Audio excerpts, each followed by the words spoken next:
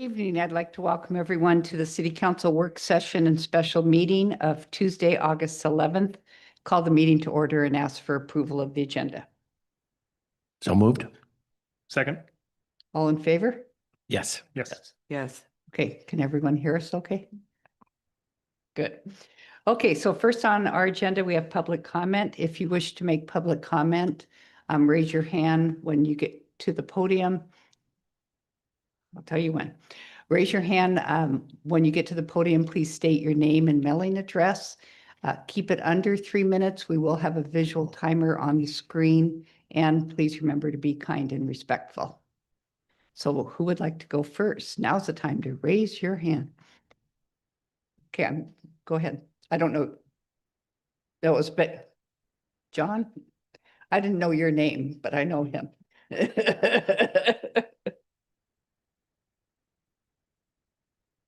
This afternoon, I was. Oh, hold on just a second. John Rippey. No, wait, get your material. Here, I can pass it out for you. Right. Oh, yeah. Don't forget that if it's the red light, nobody's going to hear you, so.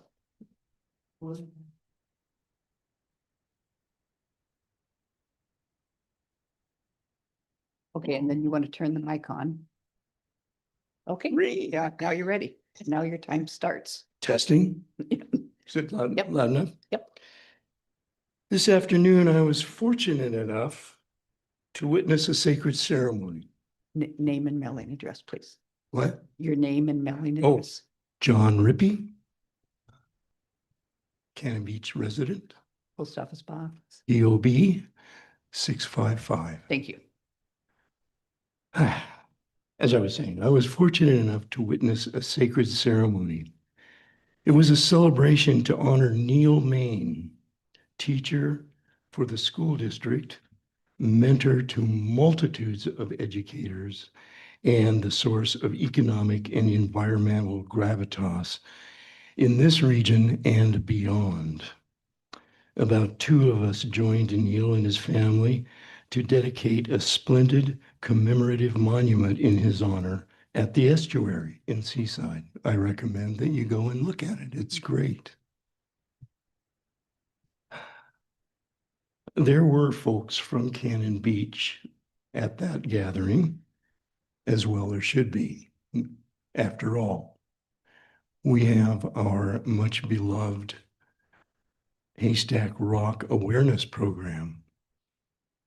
He began it. And on this moment, on a sunny Tuesday, it gave me pause to contemplate our own efforts in conservation, particularly after this essay came passed out. It was by Neil. It was given to us. And I had the presence of mind to ask for extras because his words and insights bear directly upon issues tonight. The first is voting upon a resolution to facilitate the acquisition of the Holland property. And this seems like a no-brainer. It is to save a really essential part of this community. It is also, well, I would say, indicative of the proper kind of collaboration between the family, the state, the city, among others. And I urge you to facilitate that resolution. The second is on the acquisition of the watershed. Expanding the watershed is essential to the health of this. Thank you. Thank you.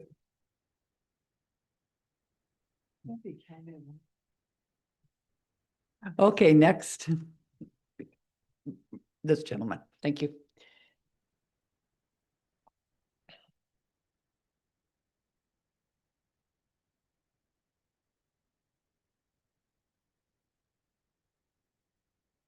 Good evening, Darren O'Quinn, 121 Northeast Lower Horse Place in Portland, Oregon. Good evening, thanks for a couple minutes to talk about short-term rental policy. My wife, Lindsay, and I live in Portland, and we own a second home here in Cannon Beach. Like many others, we're fortunate enough to realize that dream of participating in this beautiful community. We use our home regularly, at least once a month, since my wife works a week each month at the hospital in Seaside. And when we're not using it, we occasionally rent it under a 14-day permit to help offset the cost of ownership.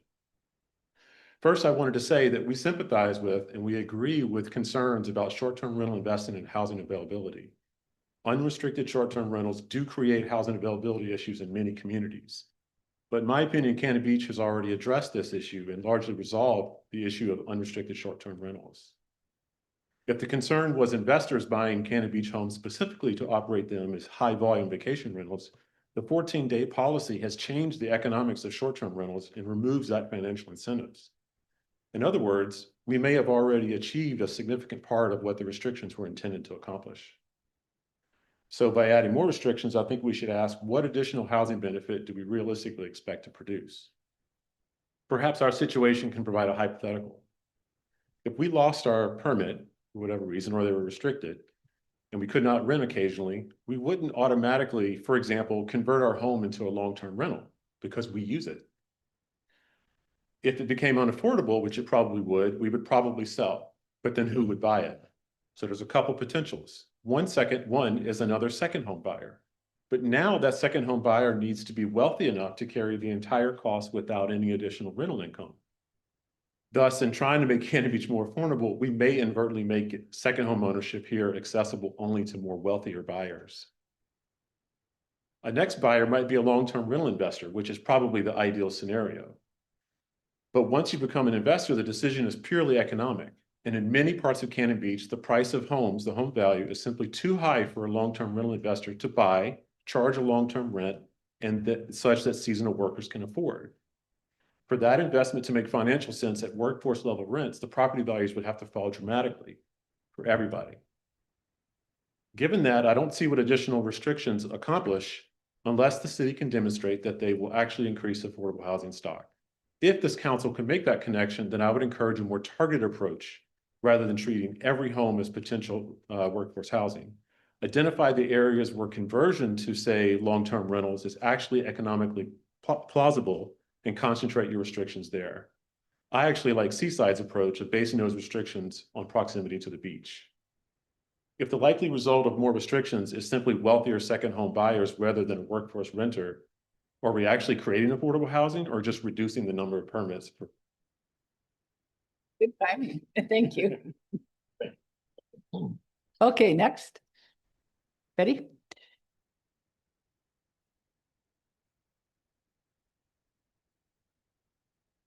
Nice to have a nice building that we can hear in. I just wanted to, Huh? I just wanted to say, I'm so excited about the idea and the possibility of us actually being able to acquire more of our watershed, because it is so, such a precious resource. Oh, Betty, name and address. I'm sorry. I'm sorry, Betty Guerin, P.O. Box 137. Thank you. Sorry. Anyway, it's just such a chance for us to really secure our clean drinking water, our habitat for salmon, and our keeping more trees and wildlife happy. So please, let's push this forward. Now's the time. Thank you. Thank you. Okay, next. Nancy?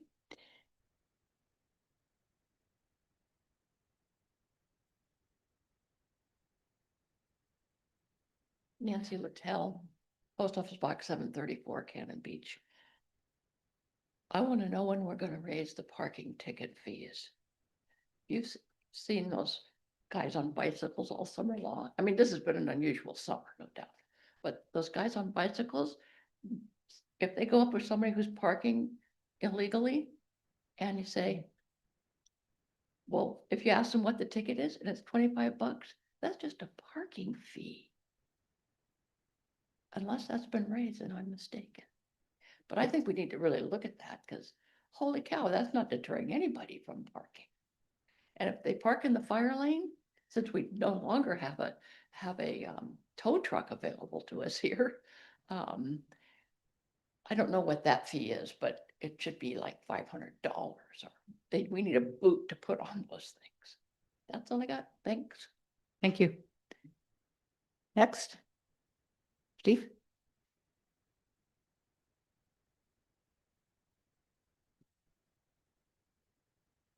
Steve Waite, P O Box 1051, Cannon Beach, Oregon.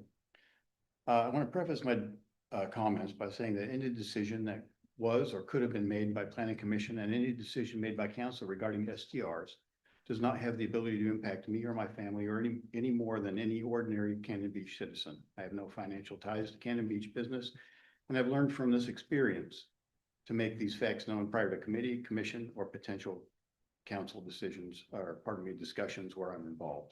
My comments are prompted by questions regarding my ethics and accusations of potential conflict of interest as a result of the Planning Commission's unanimous vote on July 23rd, foregoing a short-term rental cap and opting instead for more effective regulation. I believe zone density restrictions better protect our long-term rentals from becoming short-term rentals. A thorough analysis of the data provided by staff and in the Planning Commission packet is compelling evidence that a 165 cap would not have the desired outcome of protecting our neighborhoods and reducing the number of short-term rentals. If I am renting today and the 165 cap is imposed, tomorrow my landlord can evict me and the next day apply for and receive an STR permit. The data shows that any efficacy of a 165 cap may not be realized for a decade or more.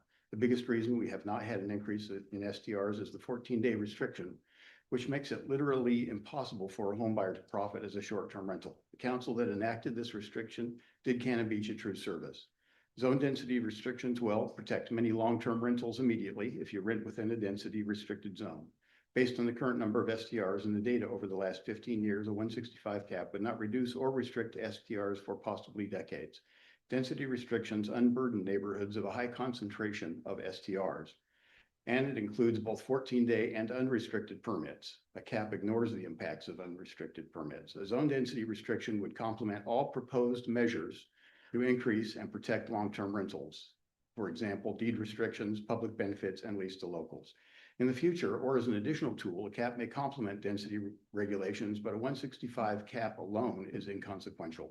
The density restriction is not a panacea, but I believe it significantly moves us in the right direction. Changing a 14-day to twice monthly permit changes the possible number of bookings from 26 to 24 annually, lessening traffic in a neighborhood. It also significantly simplifies the city STR audit process. It allows STR owners flexibility to rent over consecutive holidays. So it's a win-win-win. And about excluding individual neighborhoods from STRs, this town is already divided, and drawing a line down the middle may divide us further. Giving immunity to one neighborhood of the community may cause animosity or contempt from another neighbor. We all want quality of life, and I would ask that communities come together with ideas supporting quality of life for all residents. A rising tide lifts all boats. I do not speak for other Planning Commission members. They analyzed the data themselves and voted similarly for their own reasons. Let's give people. Thank you. Okay, next. Michelle?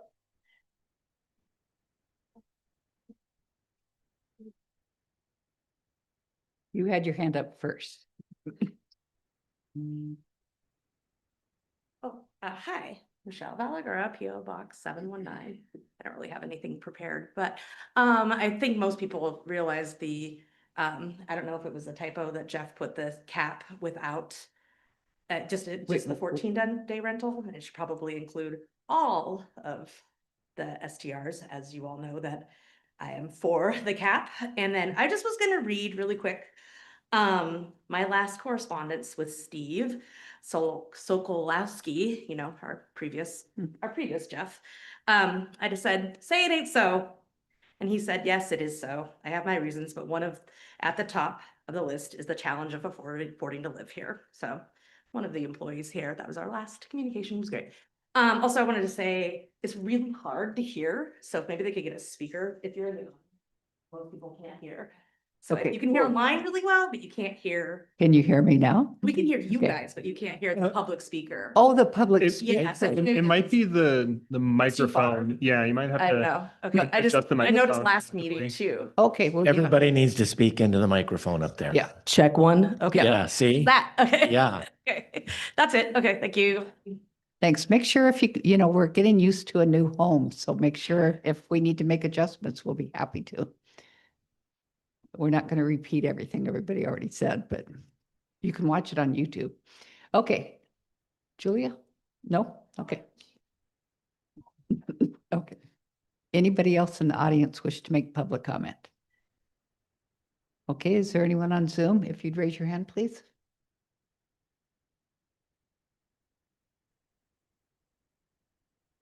Ooh.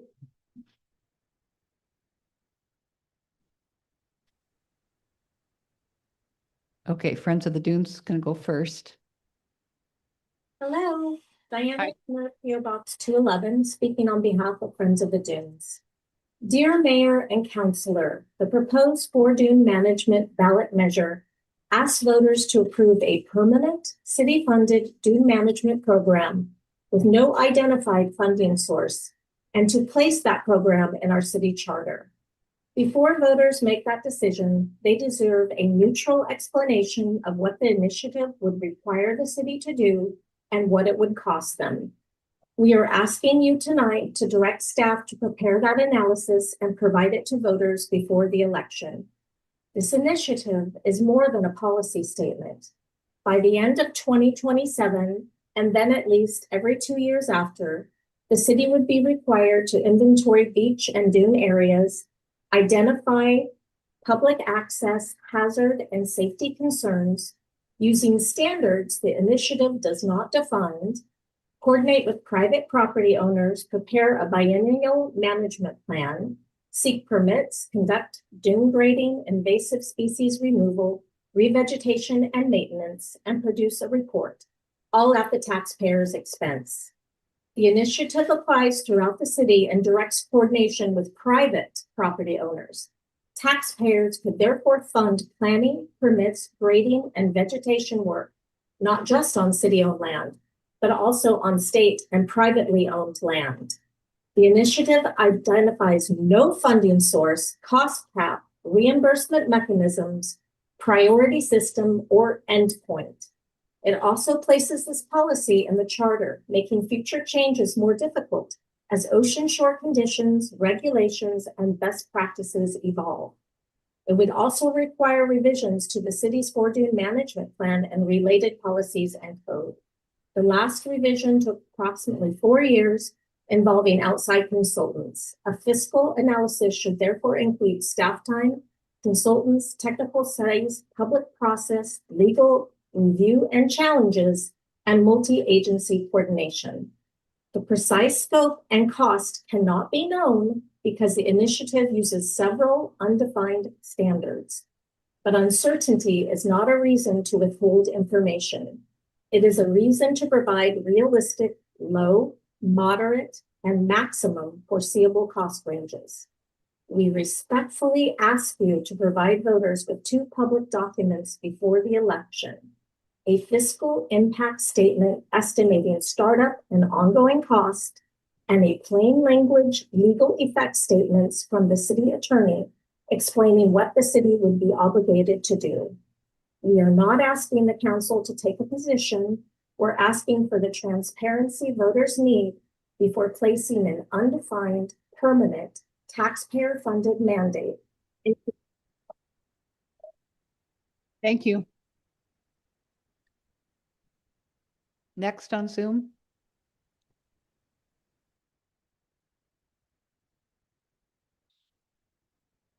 Go ahead, Clara.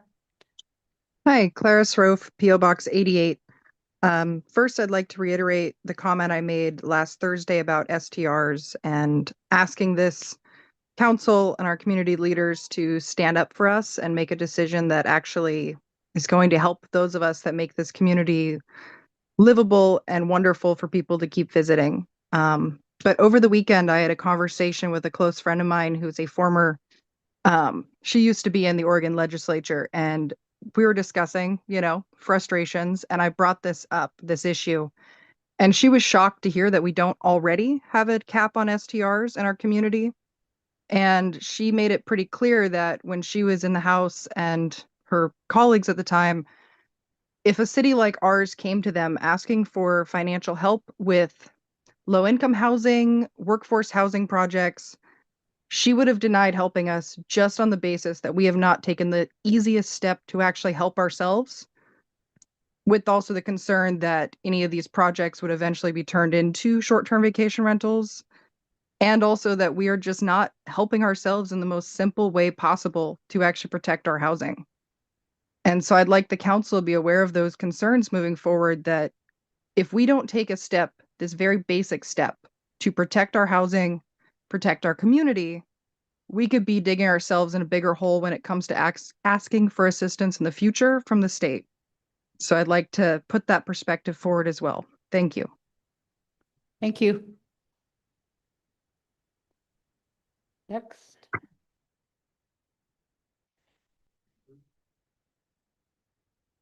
Go ahead, Andrew. Can you hear me? Yes. All right, Andrew Tonry, PO Box 664. I'm here to speak in favor of an STR cap. I'd like to see it go further. Now let me get into my remarks. It is commonly said that capping or limiting STRs will not help our situation with housing. This is a canard. We heard it here tonight. While a short-term rental may not wholly cover a mortgage payment, it subsidizes that mortgage. It makes a house, a second home, cheaper to own. To be sure, this incentivizes more second home ownership. It makes second home ownership cheaper, maybe even sometimes profitable. It also increases demand, making it easier to purchase a second home and decreases supply for potential full-time buyers. STRs stress an already stressed market. Let's set aside economics and talk about stress. Many people in this community, I would venture to guess a very significant majority, are uncomfortable with businesses operating as hotels in our neighborhoods. Neighborhoods should be for our neighbors. Thank you. Thank you. Guys, remember, we're not having a pep assembly, so if we could hold our applause, I would appreciate it. Thank you. Go ahead, Anita. Hi, Anita Duber, Box 694, Cannon Beach, commenting as a private citizen. I appreciate all the time staff, planning, and council has given to the discussion of short-term rentals. And I understand the urgency for placing a cap. But what I'm not understanding is why exclusion areas and buffer zones are not also being included in this consideration. Exclusion areas would protect neighborhoods. Neighborhoods are a very important part of community. Buffer zones would restrict the amount of short-term rentals in any one area. And I'm curious, Randy, if you're listening, what the buffer zone would be to coincide with the cap number that you are considering.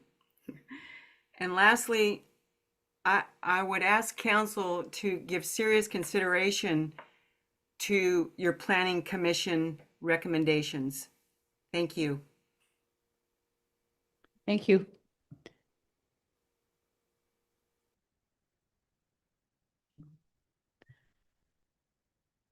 Go ahead, Mickey. Good evening, City Council. Mickey Moritz, PO Box 84, Cannon Beach.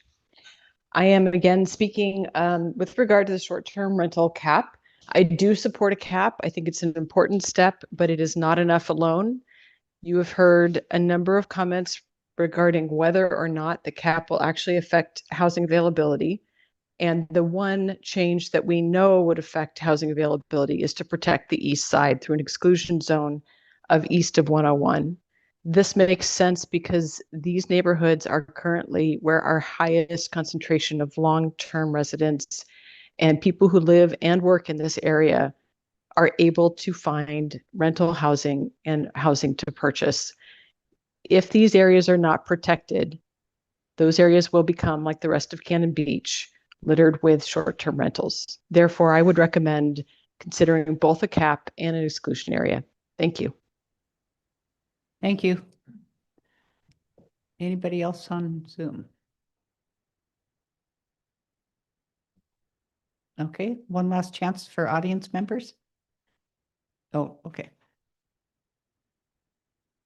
Up, down. Okay, Zoom user.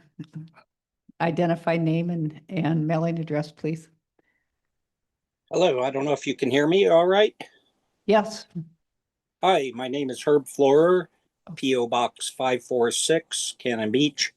And, you know, I've listened to a couple people speak, and I've talked in front of the Planning Commission, and I just find it, I'm not sure what the word is, interesting, I'll say, that we continue to have people that do not understand what the price of housing is in Cannon Beach. And when the median price of a home in Cannon Beach is well over $1 million, and the monthly payments on that house and insurance and this and that and the other are not going to allow that house, the median house in Cannon Beach, to be affordable. How a cap would impact affordable housing. We all want affordable housing in Cannon Beach. The businesses in Cannon Beach rely on their workforce. And that would be amazing if we could accomplish all that. But the facts on the ground are straight out. It's not affordable. And it's going to continue in that direction. Second of all, I find it interesting that people do not understand that the short-term rental total number, regardless of what type it is, in Cannon Beach has remained remarkably steady at approximately 200 plus or minus 5 over the past 15 years, thereabouts, by the city's own reporting. The Planning Commission has unanimously said, no, a cap is not the way to go. It's not the right thing. We need to look at other things. If the 200 number has remained so consistent, it cannot have been negatively impacting affordable housing in an increasing number over those years. Thank you very much for your consideration, and thank you for being there. Thank you. Okay, anybody else on Zoom? And one last chance for the audience. Okay, thank you, everyone. So we will move into our discussion items. First is the consideration of updated Cannon Beach Chamber contract. All right, thank you, Mayor, members of the council. Back in January, you tasked us with meeting with the chamber to work on the current agreement. Mayor Knopp, Bruce Dennis, and myself all met with the executive director and members of the chamber board, and the agreement before you has been reviewed by the attorneys and is what we have come up with. A couple of big changes in this one. It has a set amount for both the visitor center and DMO, which will increase by CPI every year. And then it also has a set date for payments and percentage of the TRT funds that will go to the chamber. It moves the quarterly reports that they will actually present live to you to 2, but they will also do paper reports 4 times a year. And with that, really, I will open it up to questions.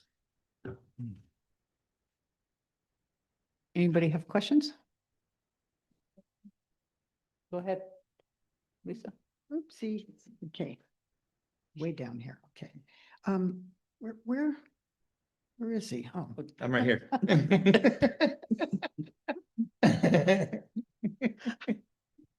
Okay, I just have a question. So I'm curious if the unspent money as of 6/30/26, would that be returned to the city? Because this contract starts 7/1, correct? Correct. And so doesn't our old contract say that uncommitted funds should be returned to the city?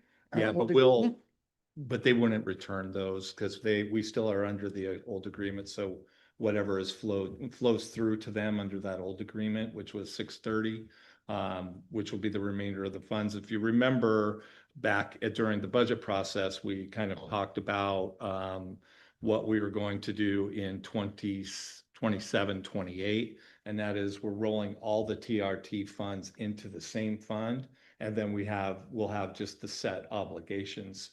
So you will be able to have a vaster pool, I guess, of TRT monies going forward.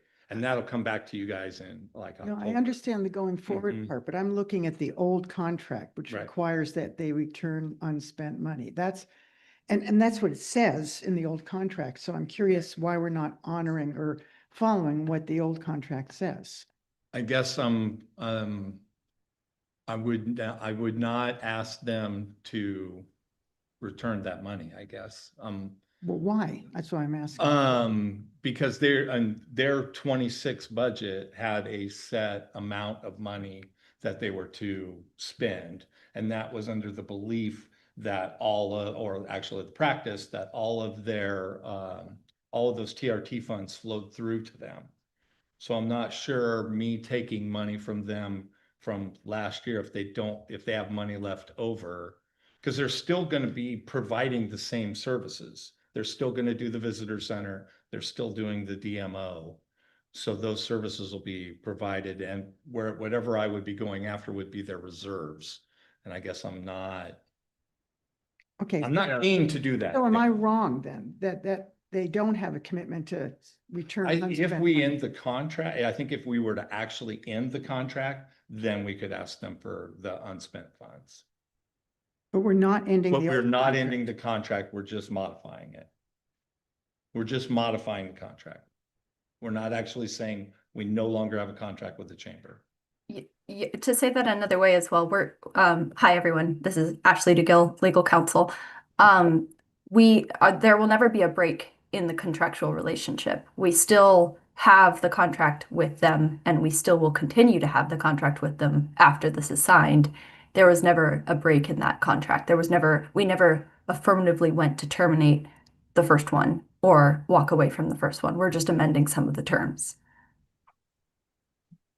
So the terms in the old one don't apply to the old, I guess, I don't know. In terms of the old one. Looking at it very literally, that's all, because it's a contract and I usually, I look at those pretty literally. So it just seems odd to me, that's all. The terms of the previous contract did have a modification clause in it. And That allows this, exactly this. And this one acknowledges that in the whereas statements, that whereas we started this in 2015 and in 2019, the contract was signed, this is now therefore, this is an adjustment to that contract. Okay, I'm taking your word for it. It just literally looking at the contract, it just doesn't make sense to me, but that's okay. Doesn't have to. Okay, other questions?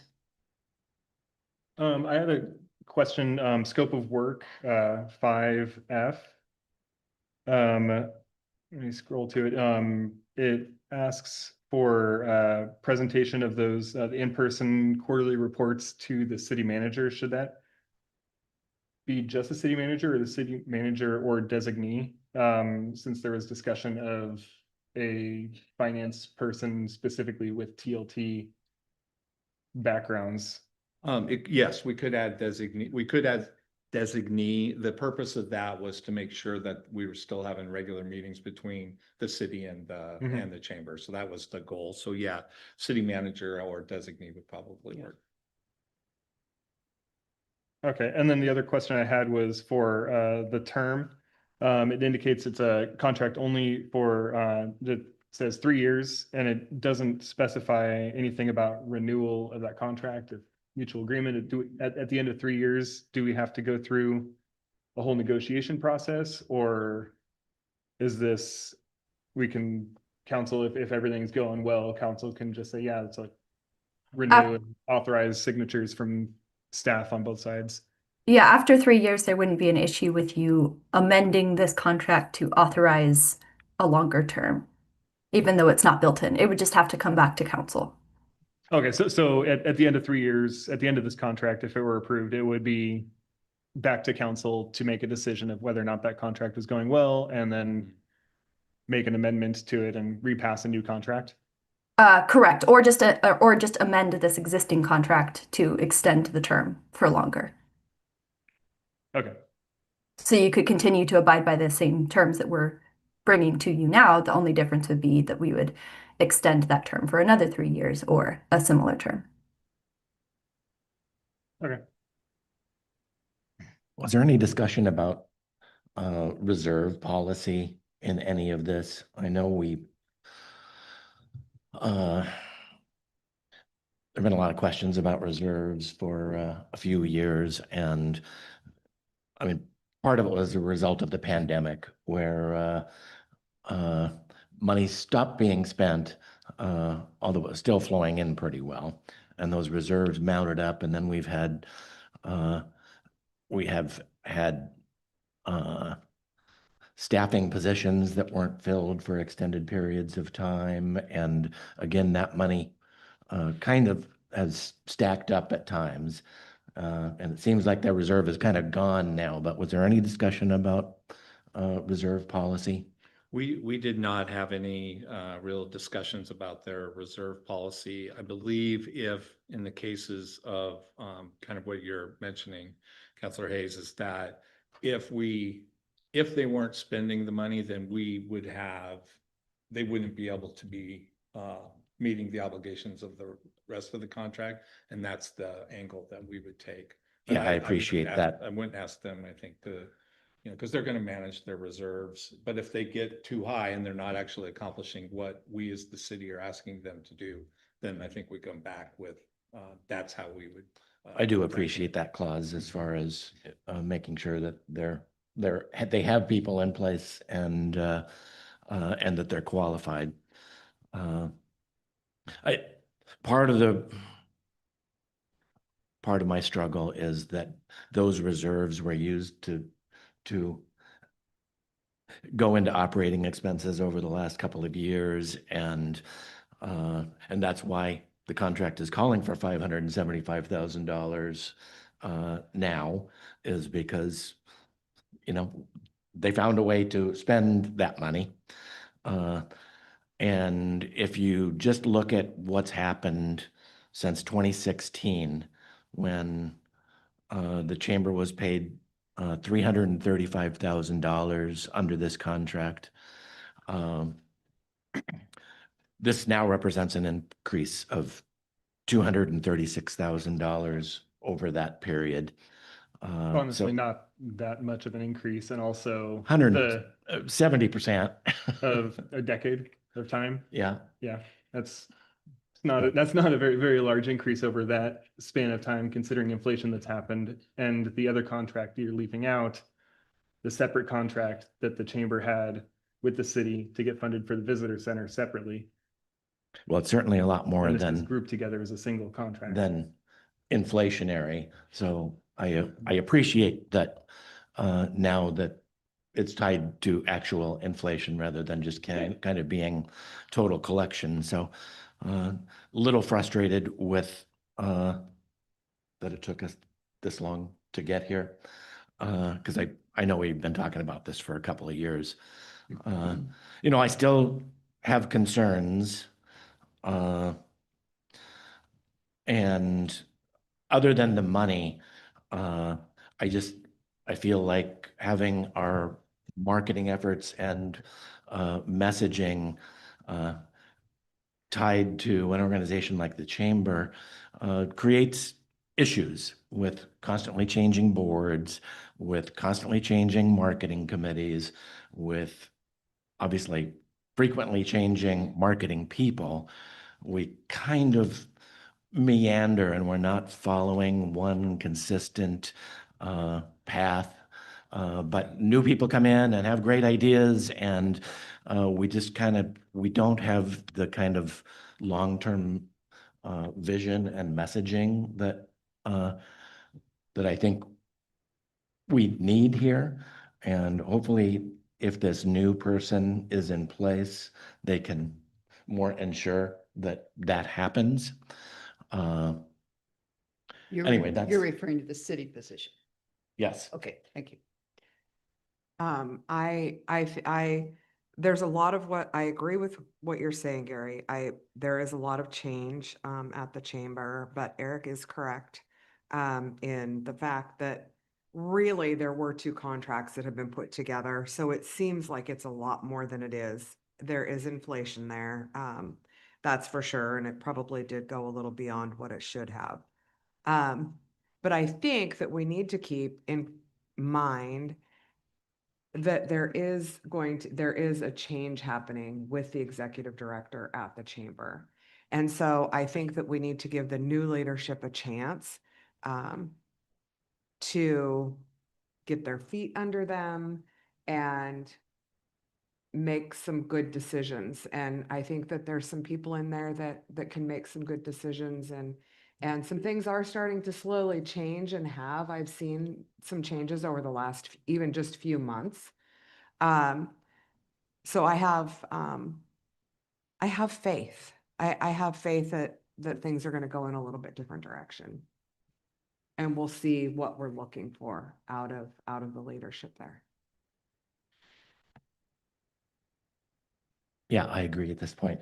It's like, but I think the city position to provide oversight rather than us trying to provide oversight up here makes even more sense for that kind of that long-term, consistent vision. So I I'm glad we're agree. finally here. As long as that city position isn't running the chamber, right? Right. Yeah. Oversight, right. Okay, any other questions? Great. Thank you very much. Okay. Okay, next on our agenda, we have the TSP process. Jeff, you ready? Yes.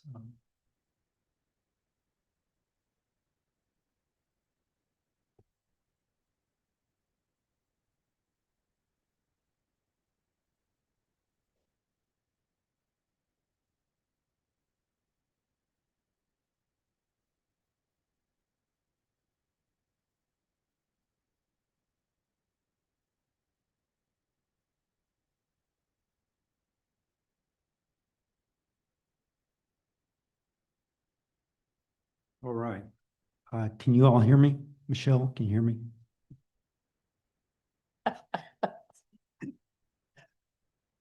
Okay. Thank you for having me, and I apologize for having 4 agenda items in a row to all of you. This is a transportation system plan process.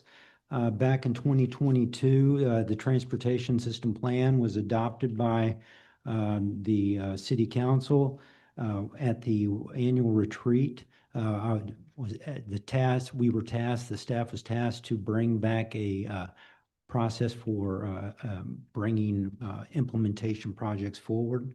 And if you delve into the transportation in our city code, you will see that the traffic and parking are through the city council given to the planning commission as an annual review with recommendations from the planning commission to the city council. And then you can see that falls under E in their duties, perform other functions as indicated by the city state or requested by the city council. Public Works also has a role to play in transportation and parking, as can be found under Chapter 2 of the Code of Public Works Committee. where it says, under direction of the council, the committee will regularly review current policies and programs related to a number of things, including roads, streets, and transportation, and will recommend strategies and policies for the expansion and improvements of these systems. Furthermore, there's others that have a role in certain types of projects, and those would be DRB and parks. And so each has a role to play in the transportation system plan. The transportation system plan also has some language there, corrections or code changes that they recommend, which we hope to incorporate in our housekeeping changes coming up at the end of this year. So under existing, how does this TSP plan become a process? If we look at our current, we really have nothing set up for the transportation system plan. Previously, they did do an annual review. This was going back to 2016, 2017, when I looked at it, that Planning Commission would annually meet, it looks like, and consider parking plans and transportation improvements.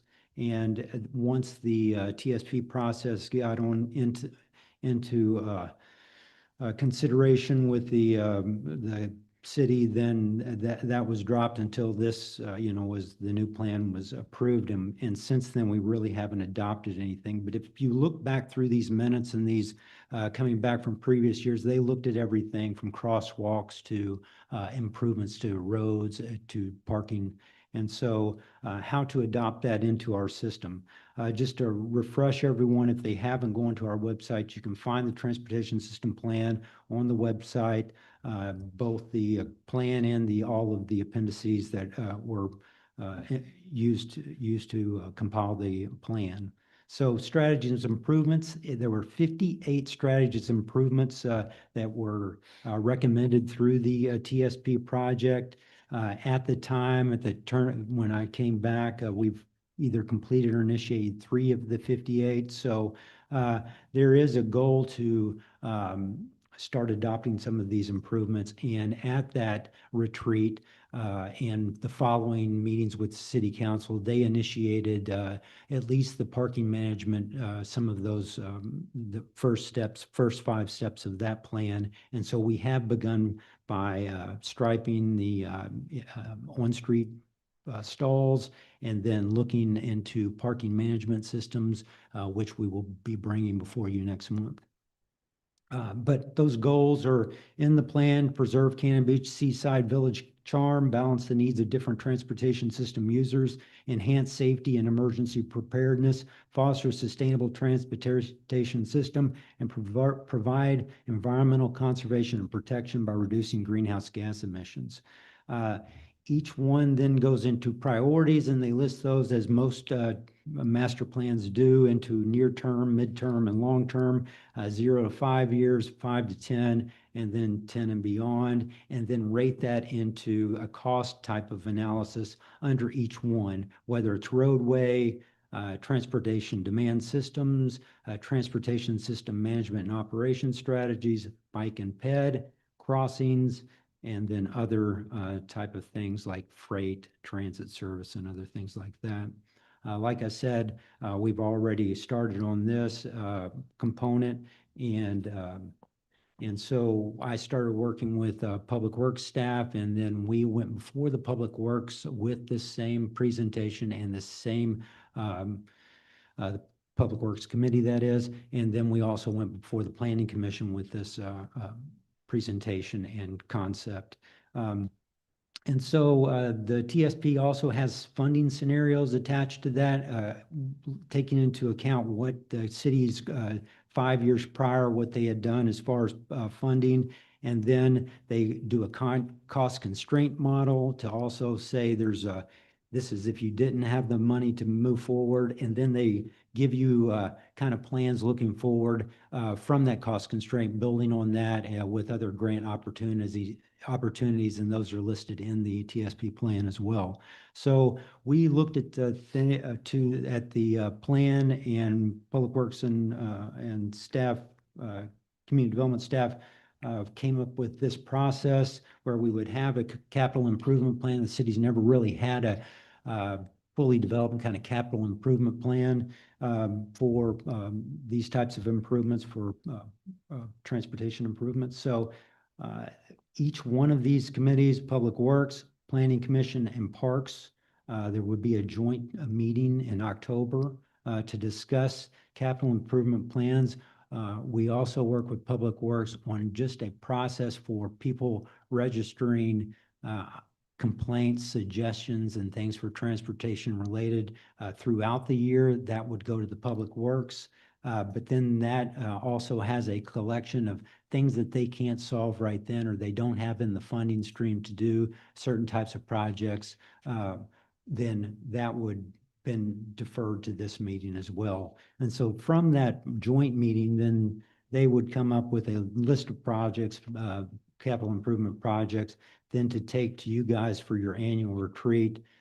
That would develop a project priorities list. Staff would then take that, look into, you know, what type of funding's out there, whether the grants or other funding streams, pull that together and take that to the budget committee. And then that starts the process of each project going through. And of course, some projects have to go through the Planning Commission, some have to go through the DRB, and some would eventually end up to City Council there with the project bid for that to go out for project bid. So that's what we've discussed. It's and then we discussed it with the Public Works and Planning Commission, and we're open to suggestions. This is just the process. We kind of thought we need something to at least get this going, and something in a capital improvement kind of plan where we can have these priorities so that somebody just can't just come in and demand something get done without us checking off to say, do we have the funding currently for this type of project, and what are the TSP priorities on that project? And so we can kind of review those kind of suggestions and complaints against a rational kind of list.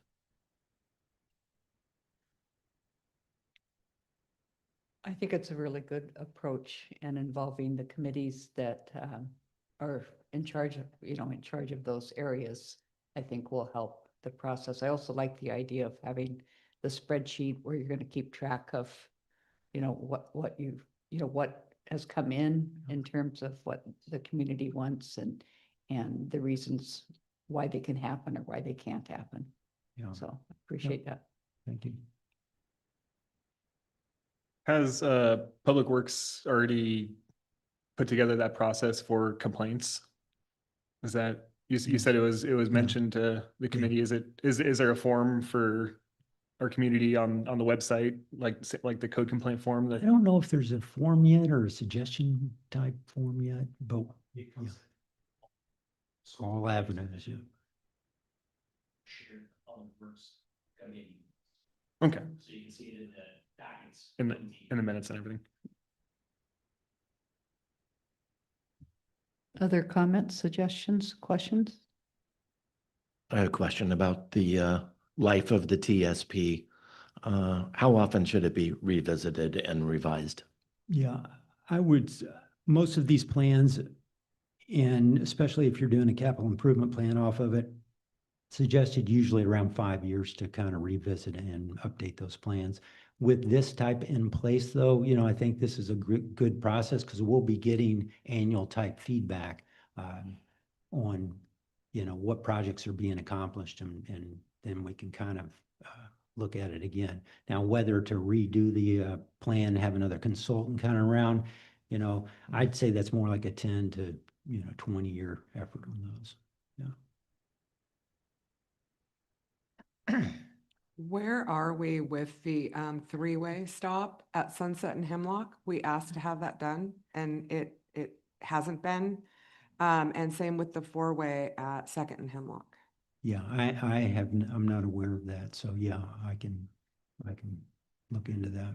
I mean, I think there's some things that staff could come back with some recommendations that are pretty easy, instead of presenting us with another process, which a lot of this you've already presented to us, or has been presented to us previously, which is fine. But I think that there's some things that we can, just besides, the parking striping was good. Getting some processes going like that, having staff recommendation for individual items that we can slowly but surely tick off would be amazing. Yeah. Thank you.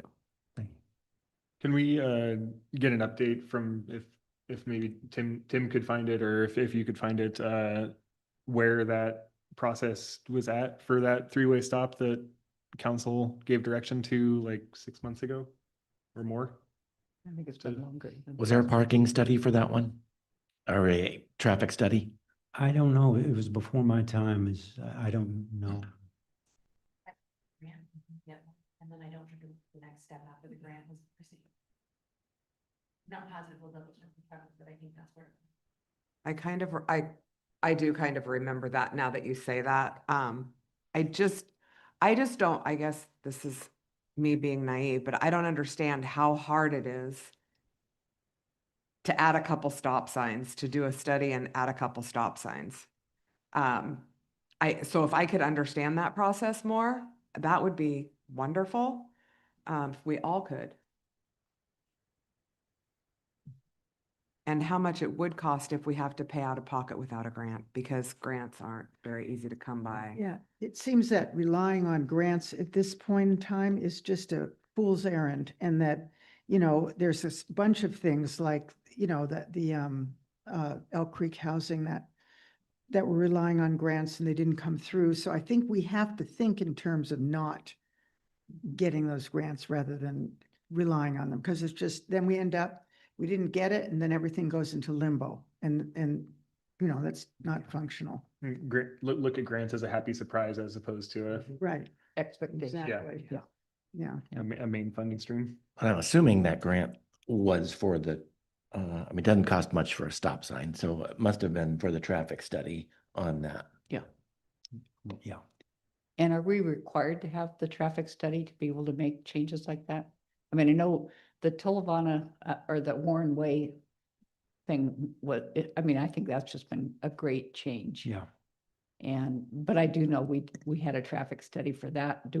Would we need a traffic study for the other two modifications? You know, I don't know by state law, or I can kind of investigate that. Okay. I don't know if you have to have it. It's just generally done just for, I think, probably if you get sued. I mean, yeah, that's. Yeah.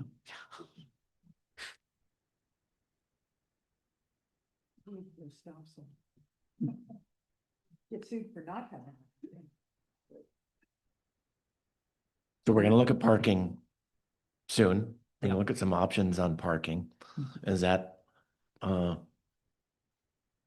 parking downtown and or paid solutions, or what are we going to be looking at? Yeah, so I'll just be giving you a kind of an update on our discussions with the, I think 4 different vendors that we spoke with that do parking management. And so giving you kind of, you know, an overview of what you could expect or what choices you could have to make. And so then you can kind of give us guidance on what to go out with our RFP on. And we talked about crosswalks, more crosswalks on Hemlock. It would be good to see what we could do to get a few more crosswalks in. I can't imagine that would need a study, but I don't know how many people have walked out in the street and just in front of me this summer. So I can only imagine if we collectively got together on that, what that number would be. Yeah, I know the TSP has some recommended locations for next steps on that, so we could bring those back too. Thank you. Okay, anything else on this topic? Staff has direction? Yes, There thank we you. go. Okay, thank you. Okay, next we have Cannon Beach Housing Office and Manager on the agenda. Yeah. All right, so City of Cannon Beach recent budget meetings, the Budget Committee recommended the city address the housing crisis by allotting more funding from the general fund towards providing more housing, while reserving some of those funds towards securing a housing specialist solely dedicated towards housing.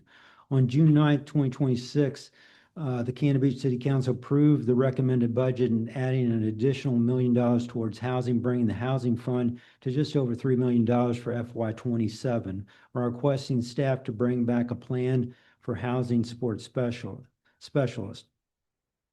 Cannon Beach Community Development Department staff were instrumental in initiating the Clatsop Regional Housing Task Force in 2022. CRHTF gathers regional and elected appointed officials, housing and planning staff, along with area workforce representatives and housing advocates to discuss affordable workforce housing needs across the region. Under CREST facilitation and regional partnerships, the CRHTF has secured grant funding for regional housing, land and infrastructure inventory, as well as opportunity size analysis for each jurisdiction, which is currently in progress. The county also provided a full-time housing specialist through some federal funding, which brought Alyssa Gertler to the county through the end of 2025.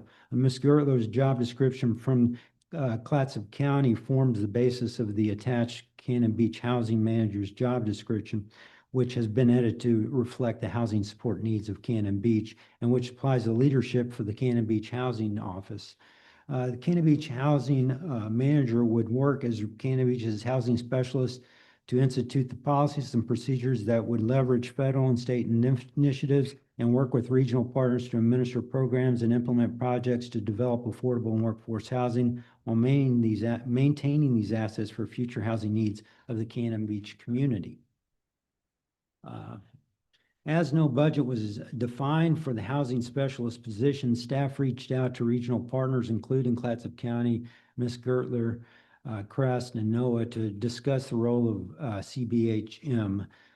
With the absence of a housing specialist within the region, there is an obvious need for an individual who can help facilitate project development, explore and advocate for housing policy at the state level that meets the local needs of Cannon Beach, while organizing the daily administrative activities that implement and support housing programs and projects that reach the entire spectrum of housing needs of the Cannon Beach community. Although the attached job description provides an outline of what the city would hope to secure and to provide housing support, another route would be to hire a consultant to help flesh out the role and scope of work for the housing manager over the next 6 months, which would provide a sustainable housing office. And so after, to discuss a plan moving forward, to get someone like Alyssa or someone in here as a full-time housing specialist, not really knowing what fleshed out kind of the role of this public benefits and how much we're going to be doing locally or in-house. I spoke with Alyssa and others, and I think my recommendation would be is to hire a consultant, set the limit at the 25,000 or so mark of the limit for going sole source, and get someone like Alyssa or a specialist who knows this area, and then can help us draft up what that scope of work and role for that manager would be.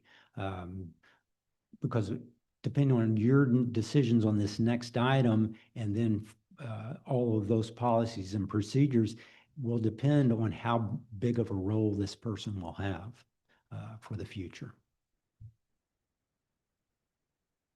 I think it would be important to definitely for a consultant, probably want a 10-year physical impact statement before we approve a lot of things. And I think before we approve this actual position and even going into this public benefit, I mean, we want to take a really good, long, hard look at exactly what we're doing to make sure we aren't backpedaling and right before you retire. Because we got to get it done. Yeah. So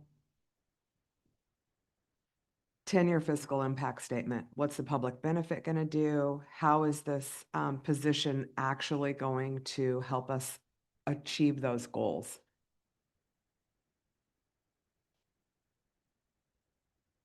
Because I think with that, we can make some really good decisions. Yeah, so something that came to mind when I was reading through this is the previous position, Alyssa, the position that Alyssa had up at the county was a regional position funded outside by a grant and didn't come out of the pockets anywhere locally. This would be coming out of Cannon Beach's pocket. Right. Is there a way for Cannon Beach to develop MOUs with either the entire regional area and get some sort of funding from other organizations to have, so this is obviously it'll be housed in Cannon Beach and this would be a Cannon Beach program, but all of our solutions are going to have to be regional solutions that are not just us in a bubble. And in the same way that we share Alton with everyone around us, can we get some sort of MOUs set up to That- share this hypothetical person, this position?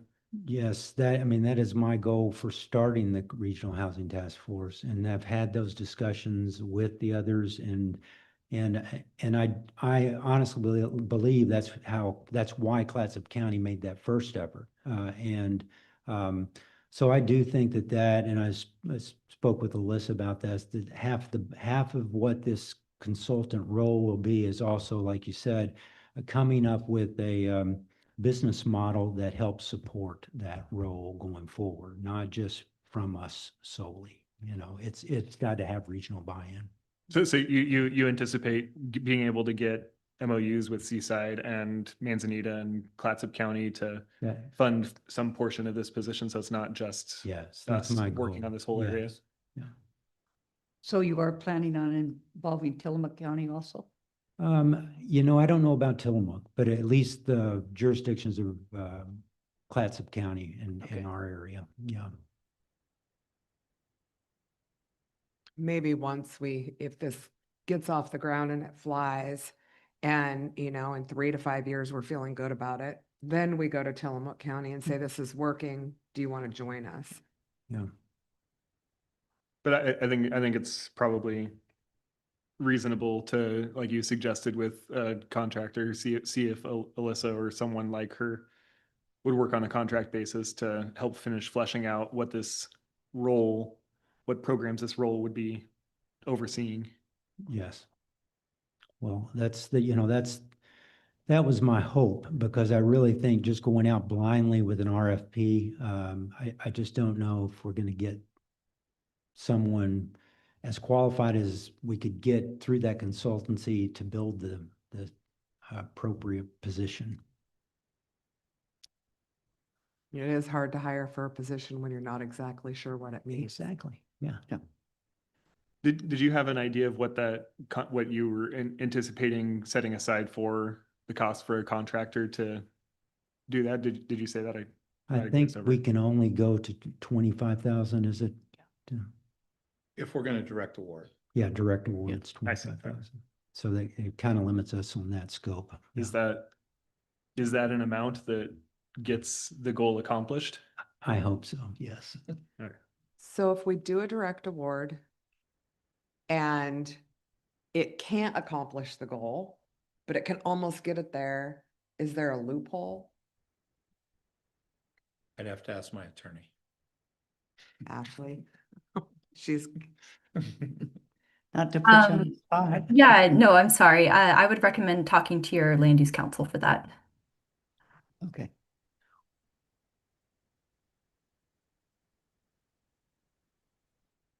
Well, I like the approach of the consultant. But I do think we probably need to address the 25,000, whether or not we can increase that if we need to. Okay. Well, and obviously our next conversation changes our needs. If we need someone to manage the public benefits issue, but there are certainly a lot of things in the job description as far as working on sustainability for the existing workforce housing, perhaps projects like we've talked about purchasing the 7-unit where, you know, that someone could kind of drive that project. And so we're a little bit early in bringing someone on, but I think that's probably Yeah. the right course. Yes, and I think, yeah, just to move projects like that through and to set up, you know, kind of what that business model will be is a key role there, so. So everybody's okay with that approach? Okay. Anything else on this topic? Okay, moving right along to the public benefit housing policy. Jeff, are you ready? Yes, okay, so this is the public benefits housing policy. Comprehensive plan states that in order to maintain the city's village character and its diverse population, the city will encourage development of housing which meets the needs of a variety of age and income groups, as well as groups with special needs. The latest Cannon Beach Housing Inventories Report and Buildable Lands Inventory dated 2025 provides ample evidence that a large segment of the Cannon Beach population's housing needs are not currently being met and will not be met in the foreseeable future by current zoning ordinances or market forces. Just to highlight that this is from a slide you've seen before, but I think it's a very important slide and just needs a minute of explanation. Cannon Beach there has, as you can see, a 20-year need of 660 houses. And this is all types of houses. If you're talking in what we would consider 80 AMI to 120 AMI at the most, that's about half of that. 330 is how many affordable workforce housing units is recommended by that Horizon. So in 20 years, we need 660 units. But unfortunately, we are building, even though we're building at a developed residential density. So this is only the developed residential lands that I'm talking about. We're building at 5.9 units per acre. That's the best of the region, but it's still far short compared to how much land we need. Because if you do the calculations on that developable density and the 61 total buildable acres we have left, it requires us to expand our UGB 51 acres at that capacity just to meet that housing needs. And so, you know, as well as I do, are the lands that we have around us, it would take probably many, many more acres than 51. That's buildable acres. And so that's kind of where we're at. And so to look at this in a simple chart, a pie chart, everyone loves pie charts. Okay, that's full circle there. Anything that's light, that's built land. So that's every one of our zoning districts, in the bright primary colors is what's left of each one of those districts. So if you'll see that very little bright red one down there, which is 0.5%, that's how much R3 vacant lands we have. So if you were going to build 330 units, that is likely where you're going to have to put them, because it is the only place that we allow multifamily housing. And so you're looking at a uphill climb, not to mention that, you know, if you go into Zillow right now and whether it's a multi-family unit or a single family, I think the cheapest you're going to find is around 500,000 to 550,000 per unit right now in the city of Cannon Beach. And so when we talk about affordable housing and workforce housing, that's why you know, I threw the numbers at you according to the latest building inventory numbers. I wanted you to be able to see that kind of, and to grasp those numbers and what's left in there. And so I wanted, through this staff report, is to kind of build the 3 different scenarios that we get all the time. We get the questions, whether it's from city council or someone calling us up and they say, hey, well, a new unit's come on, or someone will walk into a meeting and say, well, I've got a piece of property that I would like to offer the city. But just like I said, we have current ones that are on the market right now for $500,000, but that's a single family. It's not zoned for multifamily. And so you're looking at scenarios that add cost to everything that we look at. Then that second incentive or scenario that I wanted to talk about is the ones where I get the emails from whether it's my church or someone else that says, we would like to bring on a new vice president or pastor or whatever, but they're looking for housing. And whether it's the next city manager or the next public works director, you know, we're always facing this. So what can we offer businesses as far as incentives to help out? That third scenario, city-owned property. Well, we've got some great RV park or wherever, Southwind. You know, what are the costs to build on those, and they're running out. So those are the three scenarios that we need some kind of policies in place and guidelines to give us you know, a future or how to do this with some types of defensible when it comes to one property versus another property, because policy should answer where the property has appropriate zoning in place, access to proper utilities and infrastructure, proximity to essential needs such as transit, groceries, or existing community anchors such as healthcare, governmental, and social services, while prioritizing properties that are free from environmental hazard and constraints and integrated within the community.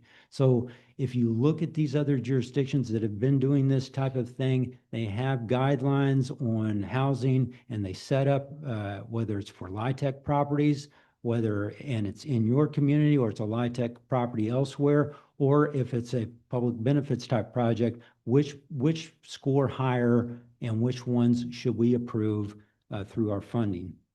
And so that's why I wanted to offer the three different scenarios. And so if you have $3 million to spend, the reason why, if you talk to a housing specialist, what they're going to tell you is you need to make each one of those $3 million, leverage that with state and federal funding and other funding streams to get more for your dollar. By having these policies in place and having a qualified housing specialist or a specialist to facilitate such transaction and maintain such agreements, City Council can focus on the big picture items, actions through developing and directing a housing plan that meets the needs of the community. So I talk about a housing plan. And you know, what we're trying to do is build through those that I gave you back in June's meeting, not only the policies from the state that allow these things and the resolutions that you'll have to pass. I've tried to key that into the rest of the housing staff report document, and then provide you guidance on how to do that. And what I'm asking tonight is to say, well, these are the key points. And yes, we would like to have you start drafting this type of legislation or resolution or guidelines. And so the big picture, of course, would be, you know, what are the city's, what should the city's housing goal be per year? You know, how many units should we strive to produce each year? What portion of the city's housing fund should go to the management and administration of housing? What proportion should go to the preservation and maintenance of housing? Programs that incentivize public benefits housing, the development of new housing units or other avenues. And so that, you know, you've developed a plan, you've developed these guidelines, and then those funds could be allocated towards these different projects and funding streams so that, you know, the one project doesn't pop up and you spend 3 million or all your 3 million on one. That's only going to, you know, give you a limited number of units. So I thought we might start with kind of the little picture, as the way I see it, is that if the city were wanting to simply encourage housing through this most basic building block of the ADU, what would they do? Well, the city could remove all zoning barriers and, you know, we have done a pretty good job of that, even going back to 2015 or so, when we allow ADUs in pretty much every residential district. But there's other zoning barriers that stand in the way often. And just like I talked about how small zones for R3 or multifamily, the city could remove, waive, or reduce all associated fees from system development charges to building fees, which are not required by state obligations. The city could seek any tax abatements through city and county resolutions, and the city could offer rebates for a portion of construction costs.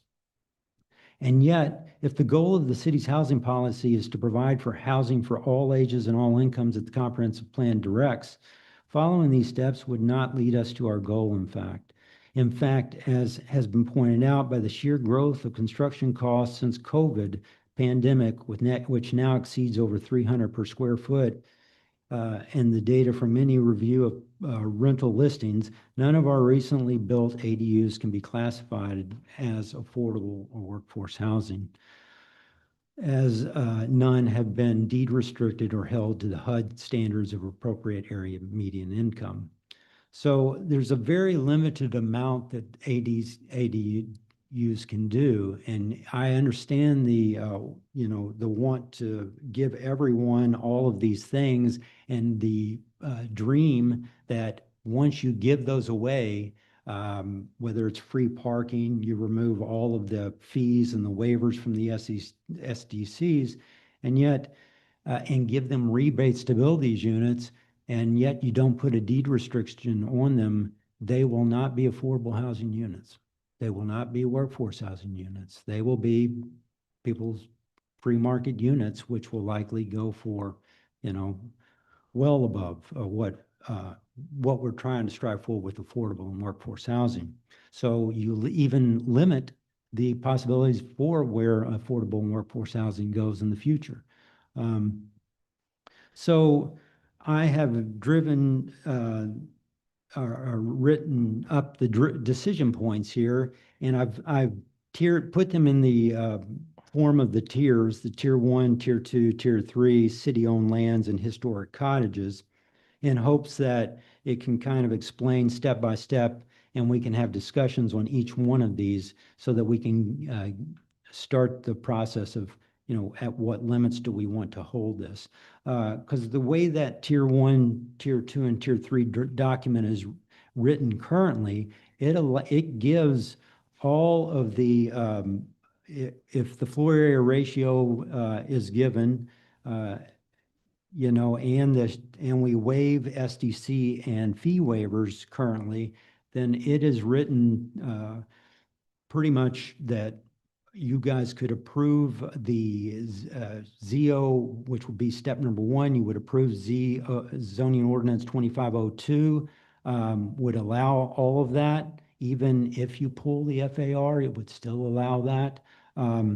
Public benefit system development charges and fees, which may be instituted through an ordinance amendment. So currently, if you wanted to waive the SDCs and fee waivers, that would still require an ordinance amendment. Yet, if you were to jump down to that next tier 2 level and just only do it for public benefit ones that have the deed restriction, or that you're funding through that type of system, then you would not need to do an ordinance amendment for SDC. And go ahead. I'm sorry, it may just be me, but this is a lot of information to digest, Yeah. way too much for one presentation. Maybe it's just my little brain. But I think maybe even if we could break it up a little bit so we can have some question and then have Sure. Jeff continue to present, that would be helpful for me. So would you like to just start with this the system development charge waiving? Because that really is kind of the first step. I mean, your first step you're going to make will not be part of this. That will be part of the FAR reduction, So that, which was discussed at the last hearing, is that you know, you do have this floor area ratio, which currently you're limiting to 0.56. But if you, you know, if you give a public benefit, then you get the bonus. And so, but that does not weigh on that kind of tier one level discussion that we were having with the accessory dwelling unit. Does that not make sense to you guys? I'm, Also, I just want to say, I think they call that in the housing parlance, tiered floor area ratio. Yeah, you So can. it's tiered, so in other words, you know, you get increased floor. You area get ratio, bonus, yeah. Densely housing. So. Oh, your microphone. oh, I did turn it on. Tiered floor, I did, tiered floor area ratio, I Yeah. think is what, that's what they refer to in all the treatises you read. you know, Right. From about housing, And so. I wasn't wanting to get into the FAR discussion tonight because you can decide on those tiers that you want at the public hearing for that.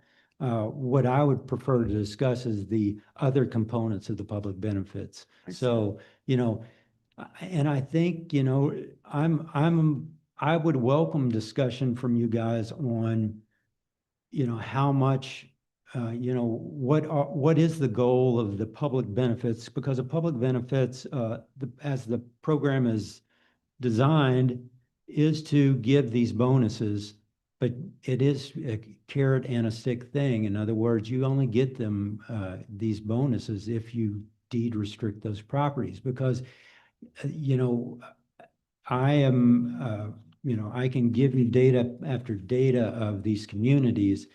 There's none that have reached, or none that I know of, that reach this level of land value, if you will, that is going to just give away free market bonuses because that's, you know, you're not getting anything in return.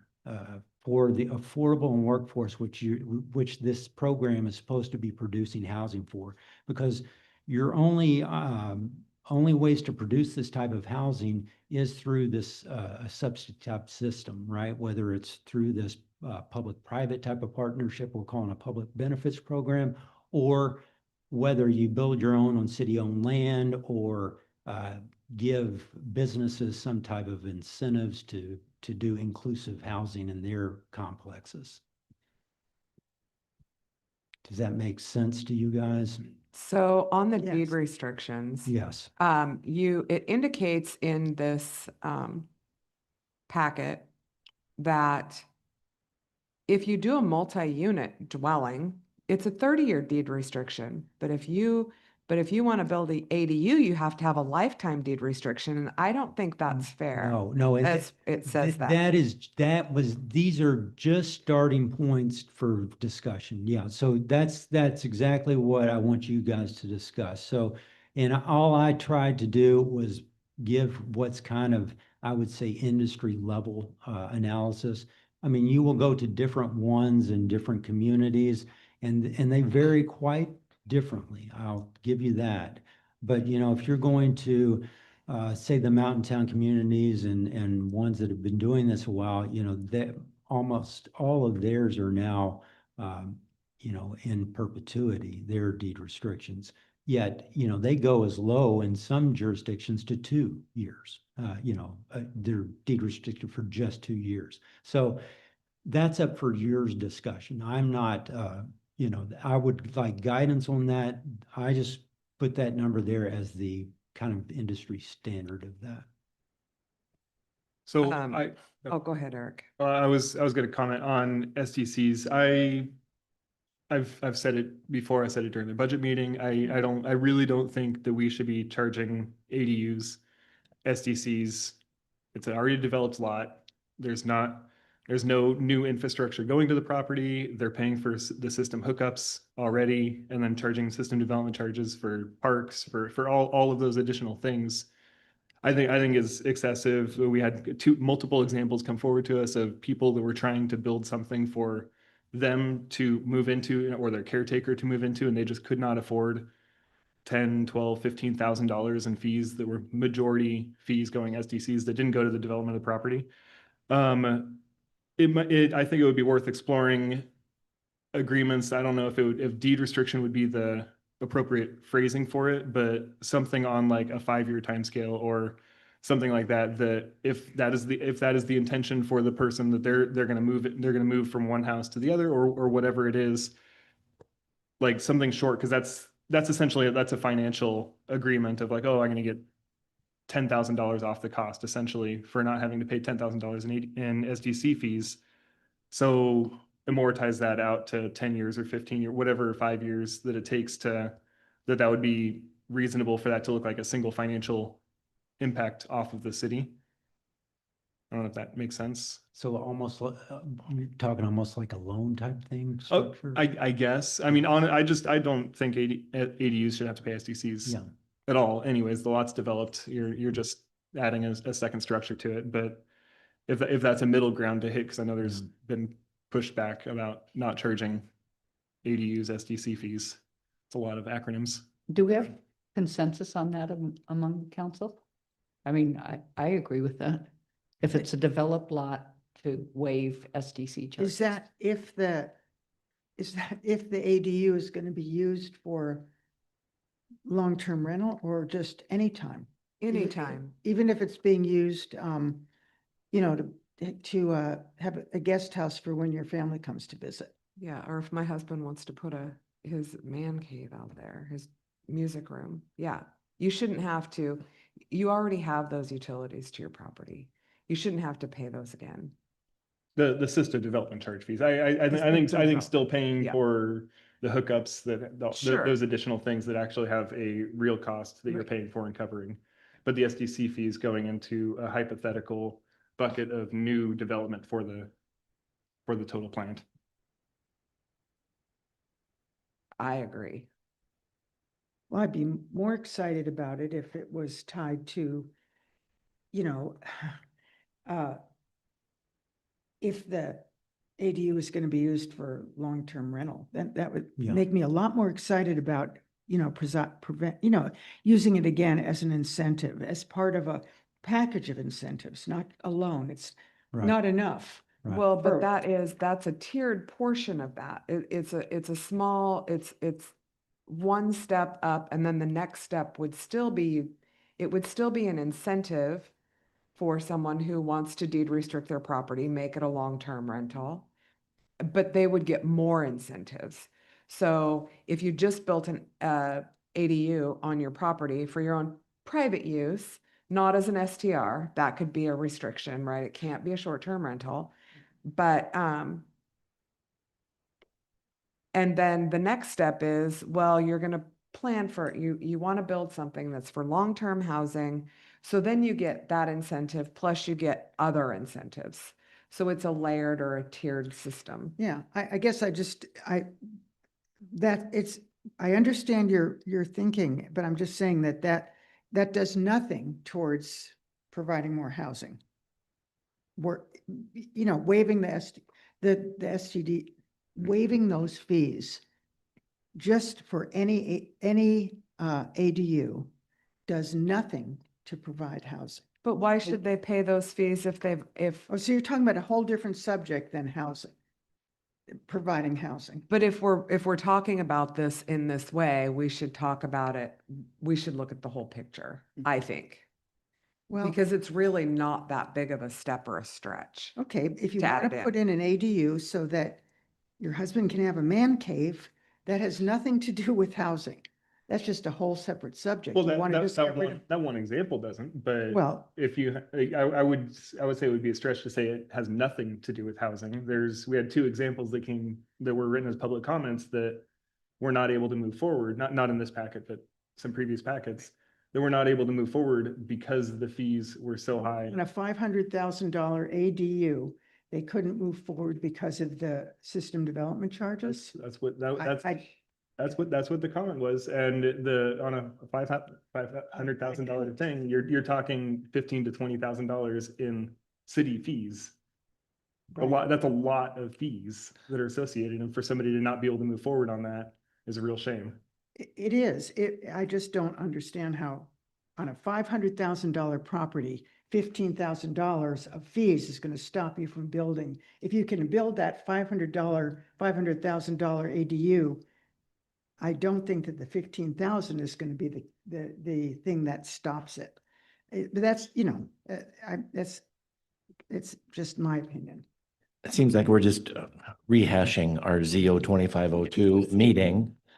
And I don't, is that what we're going to do here? Because, So we have that meeting next month again. yeah, Yeah. I just don't understand what we're trying to accomplish. I mean, I could say everything that I said at the last Yeah. meeting because my thoughts have not changed, that we do need a tier that just has a give back of FAR for unrestricted. Then we need to tier up from there where you get more benefits for more breaks for adding public benefit. And that's how the current one is written, is that you would have this 3-tier and you do give away the SDCs at this, for the tier 1. But then as they move up to the tier 2, that's when the rebate and all of that kicks in. And so you would be giving, you know, whether it's a flat fee or a percentage of the building cost, you would be giving them an incentive to So build. tier 1, does this say you're getting a give back on floor area ratio? No. No. Okay, so you're just, Only if you go you're just into the- taking your ADU out of Yeah. your allowed FAR, which is now reduced. Right, but you do get the SDC, right? And it can't be used as a short-term rental. Right. Yeah. I don't think anybody's gonna argue that one. Thought they couldn't be used as short-term rentals now. That's accurate. Correct. Yeah, so there's no change. So I have a couple of questions about the public benefit. Okay, go ahead. One comment, I don't think we can do anything without deciding on FAR, which we talked about last week, but I don't want to get into FAR right now. So, how many additional units could be created under the proposed changes? And I don't expect answers now, but these are some questions that I do have, or I'm not asking for answers now. I shouldn't use the word expect. I don't mean to be disrespectful. One thing, density. How many additional units could be created on a property under the proposed changes? Existing properties. Haven't heard a whole lot about existing properties and how they fit into this public benefit program. So it would be interesting to see or hear how that would work. This really doesn't have anything to do with STRs, which is good. That's my observation. What is the maximum annual financial exposure from rebates and fee waivers? So that would be another question. How much property tax revenue would we lose? Is another, and let's see here. Then we were just talking about a housing office and housing specialist and how much that would cost. Who decides which private properties qualify for city's assistance? It's just a question. So I can kind of answer a few of these. So the tier 1 and tier 2 are, anyone. Doesn't have to be a new build. It's anyone can build an ADU. And as far as maximum density, that's going to be currently, depending on how those middle housing things, it still would be limited through, if it's just an ADU, would still be limited in just allowing one more unit for that property. That's not to say that the mixed use multifamily, the tier 3, could not be written towards increasing densities of up to whatever that middle housing would allow, whether it's a triplex or further, but that would be discussed. Marcy and I would probably discuss that at that form-based code. When we're talking about that, we talked about possibly rolling in the FAR into that discussion as well. That would be where we would talk about those, you know. And would that, if two small cottages were purchased in town, hypothetical, and they were in real close proximity, and each new owner wanted to build a triplex, I think that's where we get into a little bit of the density, right? How do we decide who gets to do that? Is this something that, has been brought up in the the restricted areas? And then as far as the fee exposure, that's handled, or at least I wanted you guys to discuss that in the decision points number 3 there at the bottom of the page, talking about, how many units per year you would be offering this to. That's how most jurisdictions do that type of system. So they would allow public benefits for the first 5, 10, or whatever number of units.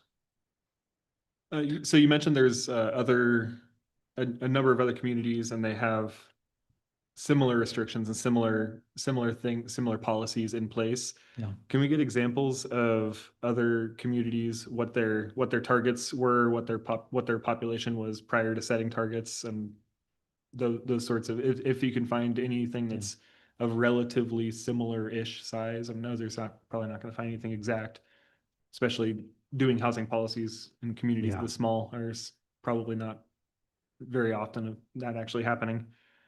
But I think to be able to inform that decision, we'd have to have an idea of what's a reasonable and realistic goal. And the same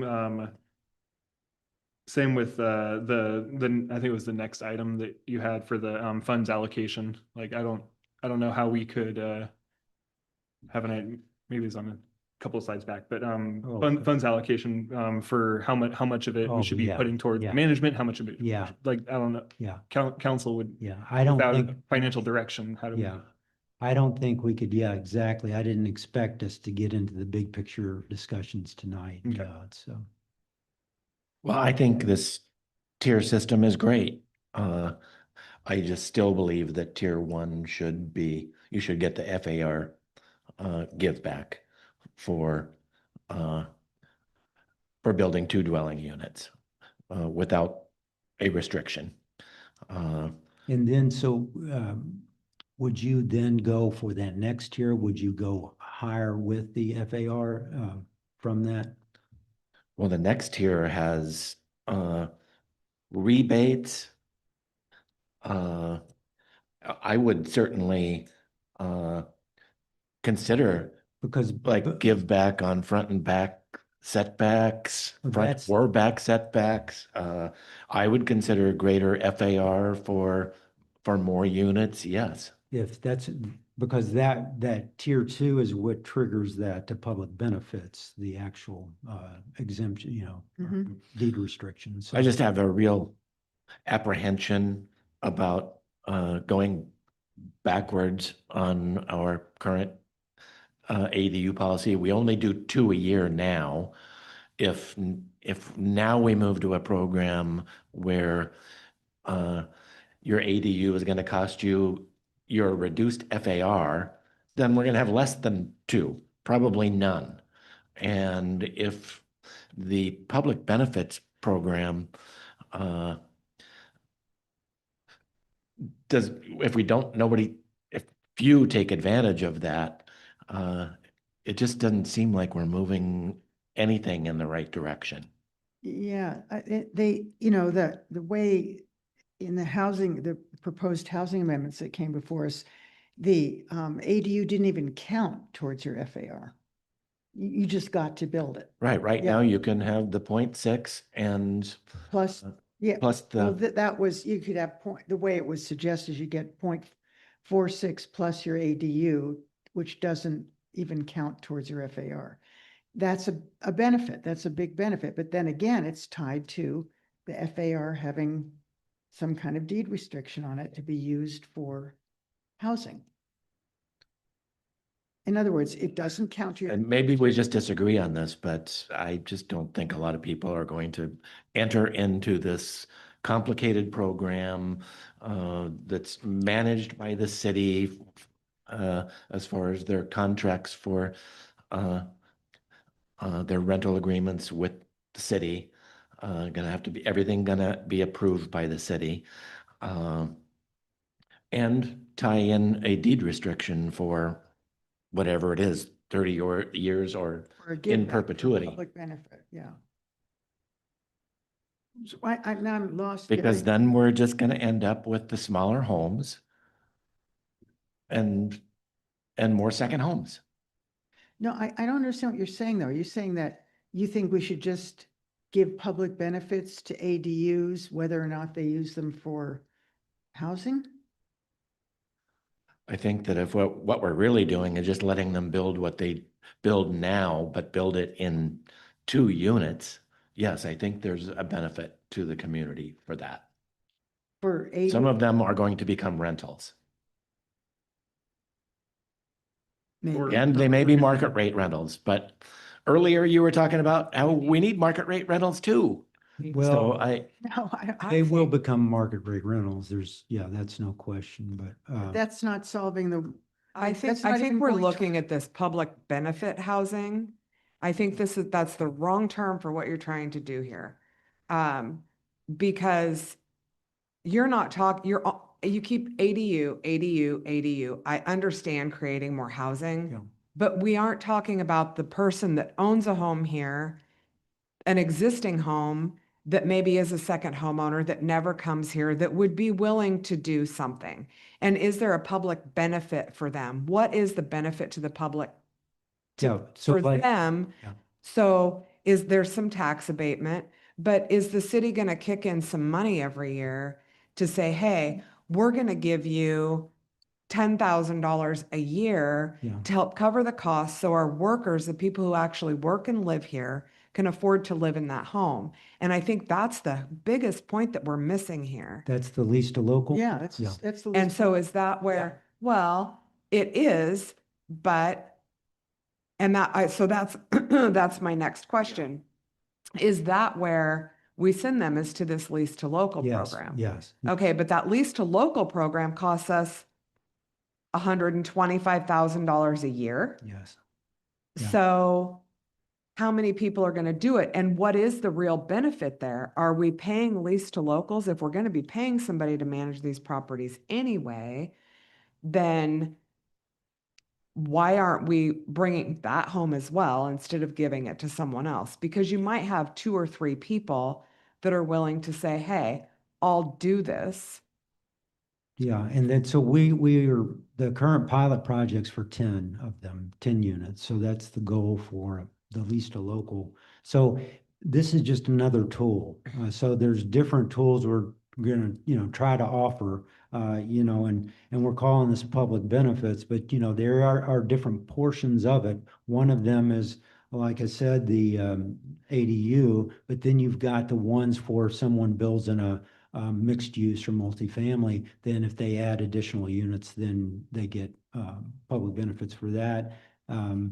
And then there's going to be, down the road, hopefully we can have legislation for reserving or preserving historic cottages and things like that to have a transfer development right program for that. So there's other components to this, but like you said, this is a lot to take in, a lot to try to get your hands around. And, we're trying to do possibly 20 years worth of work in a very short time period. And that's why I think, this is going to take us a few meetings to get to get the points and get the policies together. And then we'll take a housing specialist to kind of help finish the process. And I personally think with each of those, each time it comes to a meeting, that we have one really concise group topic that we're talking about. So because we can fall so far down into the hole that nobody can, we can't pull ourselves out, and then we all get scattered on what topic is most important to us. Yeah. And that way, maybe we could just make some headway. I think that would be Yeah. wonderful.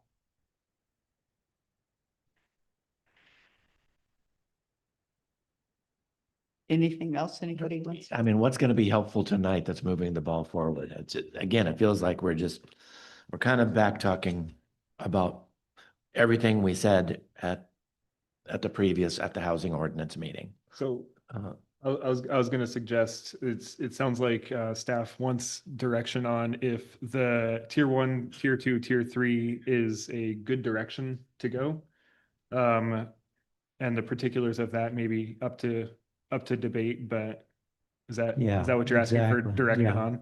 Could you flesh these out a little more for us, the tier 1, tier 2, and tier 3, so we can actually have Yeah. a better discussion about them? Yeah, I can take some of the questions that you guys have asked and I'll flesh those out and then bring back, at least, what the difference between the tiers could bring forth. Okay. And like a clear, like what is the commitment from the private entity versus the commitment from the city, and have those broken down. Yeah. But I think this is a really, really good idea, going towards this lower requirements for lower benefits, obviously. And then the higher you get into the higher tier 2 and tier 3, where you're getting direct financial stipends as a private entity to be able to provide housing that is at that 80 to 120% AMI, or wherever it lands, if we don't even get to 120, whatever that level is at. Well, so, I would also ask or request that we do this more frequently. At least I can get on next month's work session and just do every month kind of a segment and get this done, at least. Yeah. And I mean, there's things that aren't mentioned here, so I don't know if these are your recommendations. But what about possible give back of setback? Yeah. For greater public benefit? Yeah. And there was a parking one that was. Yeah, talked about parking, too. yeah. And what about greater FAR? Yeah. Going over the 0.6 for additional units. Yeah. Okay.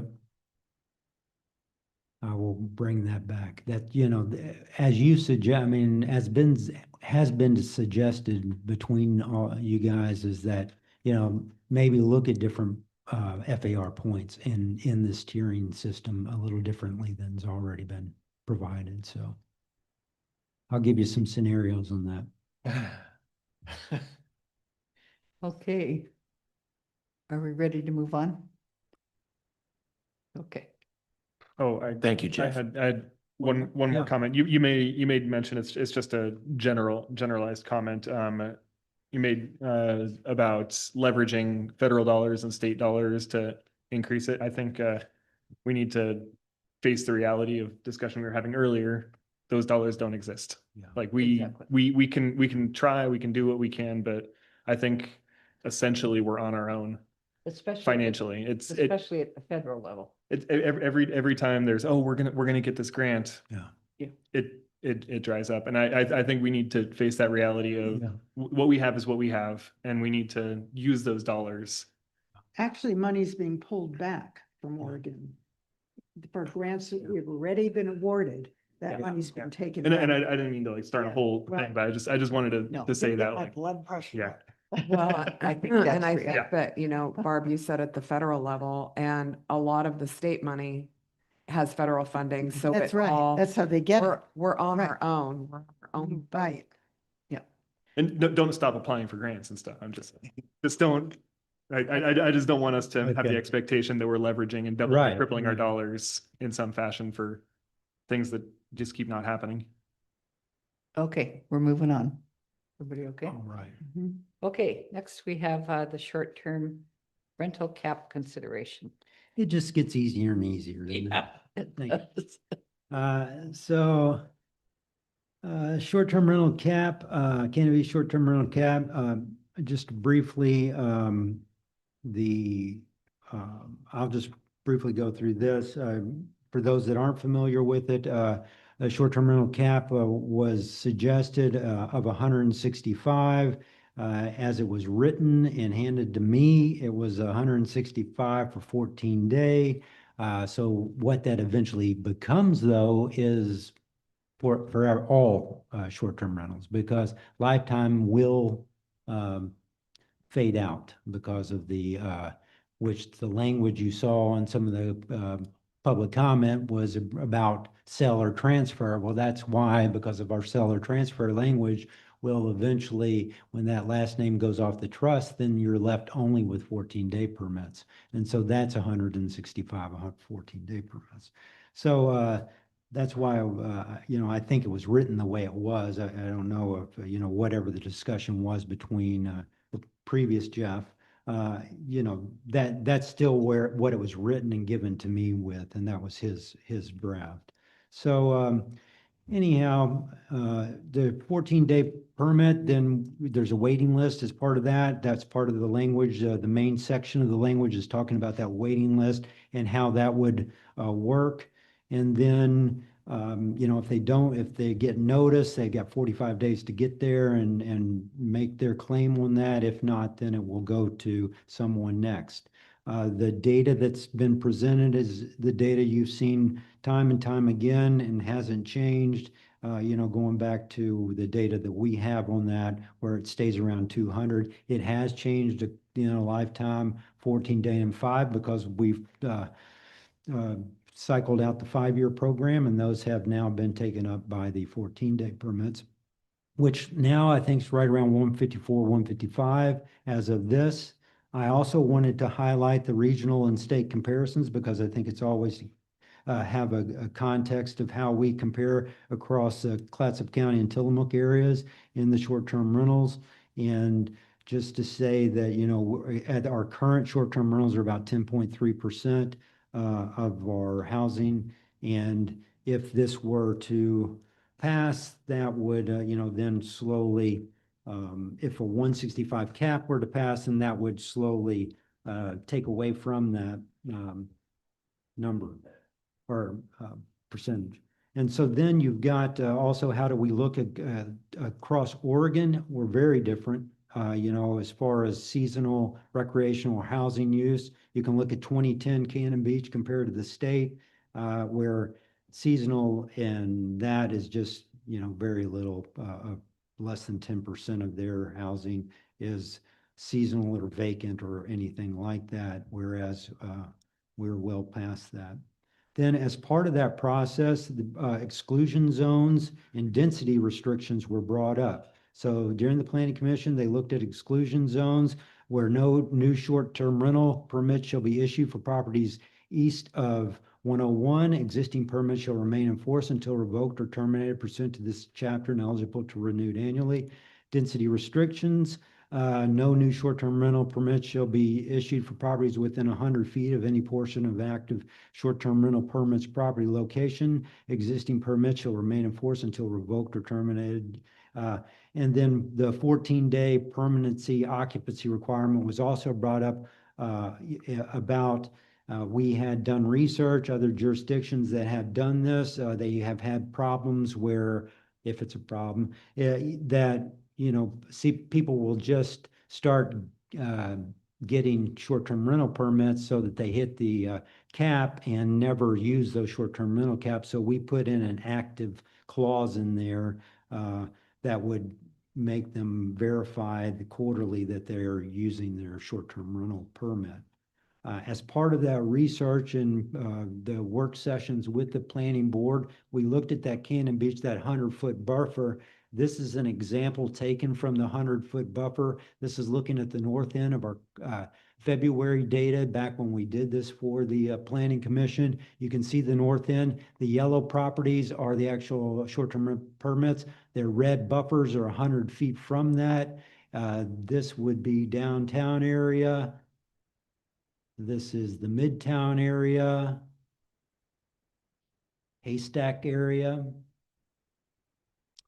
Tolovana, and South End. So now if you then look at all the properties according to a 100-foot buffer from current or the February data, and you look at which properties are impacted, that comes to anything that's yellow. And so what it comes to, if you do the data, it's about 60 to 65% of the properties would be impacted by the current 100-foot buffer, or a current 100-foot buffer was used in impacted. One of the things that's hasn't been discussed and wasn't, I don't think, discussed that much at the Planning Commission is if you do go to some system like this, 100-foot buffer, and other jurisdictions have had this conversation, is that you go to that, then that's going to push the potential to other areas of the city. And so often proximities are used, I think, in coordination with some type of zonal. And so you have the buffer, you have the zonal type, and then you could also put in limits per district is also another technique that's used.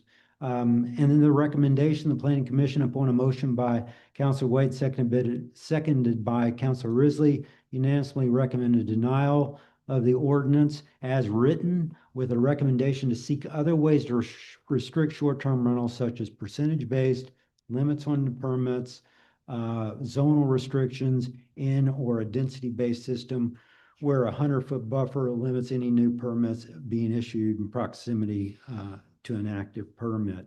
And, you know, just to kind of briefly give you the numbers there, if you were to go, the 10%, of course, would give you 189 currently. If you were to put the limit at 9%, that would equate to about 170, and an 8% right around 150. So you could set them at, you know, one of those percentage points rather than just capping it at 165. That would then, you know, go up or down depending on how many new homes you add or how many new homes you take away. That is, I think, how Manzanita does it. There's other jurisdictions that do it through a percentage-based system. So we have examples all around us of different of these systems being used to limit. And I think that that was the recommendation of the Planning Commission. I don't think it was just a denial on a cap, you know, just to say we're not doing a short-term rental cap, which has been, you know, what I hear in the public. That is not what I heard from my Planning Commission. I think they were just saying, I think there's other methods you might want to look at. They also said timing. They looked at the 14-day versus the twice monthly. And I think there wasn't that strong either way. I think that was just something that has been talked about on both sides of positives and negatives regarding that. And then sell or transfer language that has been brought up by public comment. And to answer that, you know, I think our city attorney had said, you know, that that language, you know, has worked for us. It has worked for us since the, you know, I can go back looking at that language. It's been in there since I think we did the ordinance. So we wouldn't change that. Now, it was one of the questions that would come up if we did go to this kind of 14-day only, and it's capped or limited or whatever, and you have that system. Yeah, it might be something, you might want simpler language after the lifetimes have kind of died out. Then you might want just simply to, you may not want that exact language, but I would defer that to our city attorney or land use attorney to discuss the language for that. You know, Jeff, I think that the buffer zones, exclusionary zones, all those things are good ideas, and I think we should explore them.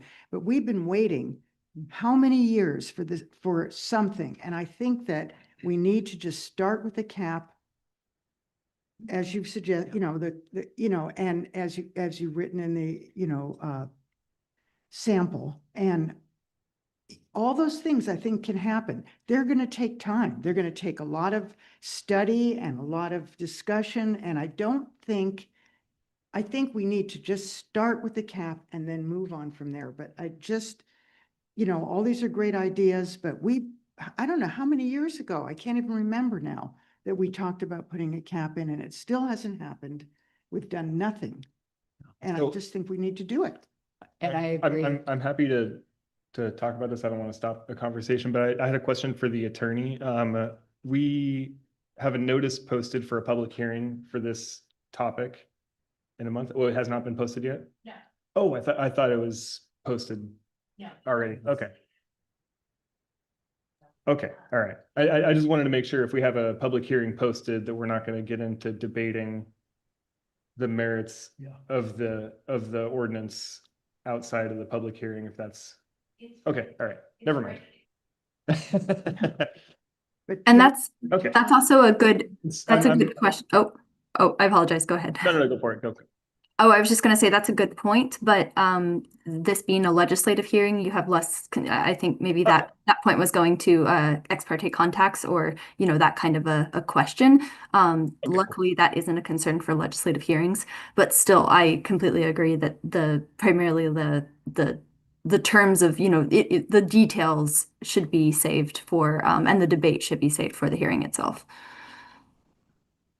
Yes, and so that would be really what I would like to suggest too, is that, all I'm asking for tonight is that, would you like us to move forward to the public hearing with the language as is, or would you like us to make minor amendments? I second everything that Lisa said. We've been waiting to do this, and I really don't understand. Oh, let's put the cap in place. That's what I would like to do.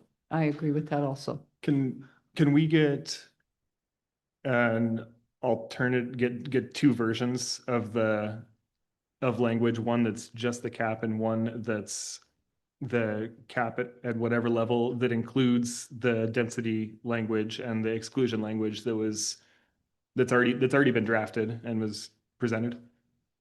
Because I really think the exclusion zone east of 101 and density of whatever it is, 50, 100, 200, whatever whatever foot figure around a home 100. is actually more impactful to the change than just a number. And I'm not opposed to a cap. The comprehensive plan specifically calls out that we will limit the number. It was one of the items that's in the comprehensive plan. I'm not tied on the 165 as during our meeting when we decided that. I said 195. That's what our current limit was at. But I don't think the number changes the actual livability, and I think that's the objective, is to increase livability of neighborhoods and maintain the livability of the neighborhoods that aren't currently full at saturation. So I think having that exclusion language and having the buffer zones included in that is going to be substantially more impactful. I think the cap is not going to improve livability, at least for a while. But that's not the intention. I think the intention is so that we don't get people buying houses and turning them into short-term rentals. That's what I was saying. I'm not against putting a number cap. So- As I said, our comp plan says we will limit the number, and we don't have a number limit And right now. I agree with you. I think the buffer and exclusive Sure. those are great. exclusivity is something we should talk about, but I think it's don't gonna- want to delay this. I don't any- think we need to delay it to put that language before us in a month. So to have two versions, That's One with- my suggestion, one having with just the cap having and one with, I'm that good with way it's looking at that. fleshed out by staff how it looks, and then we can see what staff's recommendation is of what the language would look like with the other stuff in it, and what language looks like as just the simple request of a number. And then if we can't agree on the big package at the hearing, then we could at least agree on the cap. Okay. Everybody okay with that? I am. Do you have older statistics on vacation rentals? I recall when I bought my place in 2000, I turned it into a short-term rental, and Nancy helped me do the short-term rental management on that. And I believe at that time there were 95. Yeah, So- I can look back and see what I. We keep talking about this, oh, they don't change. But the question is, how much is enough? How much is too many? Are we gonna wait until there's too many to put a cap on? It's just, let's get the cap Yes. on. Agreed. So in 2000, there were only 95? I believe so. I don't know if Nancy remembers that, but I believe there were 95 in the year 2000.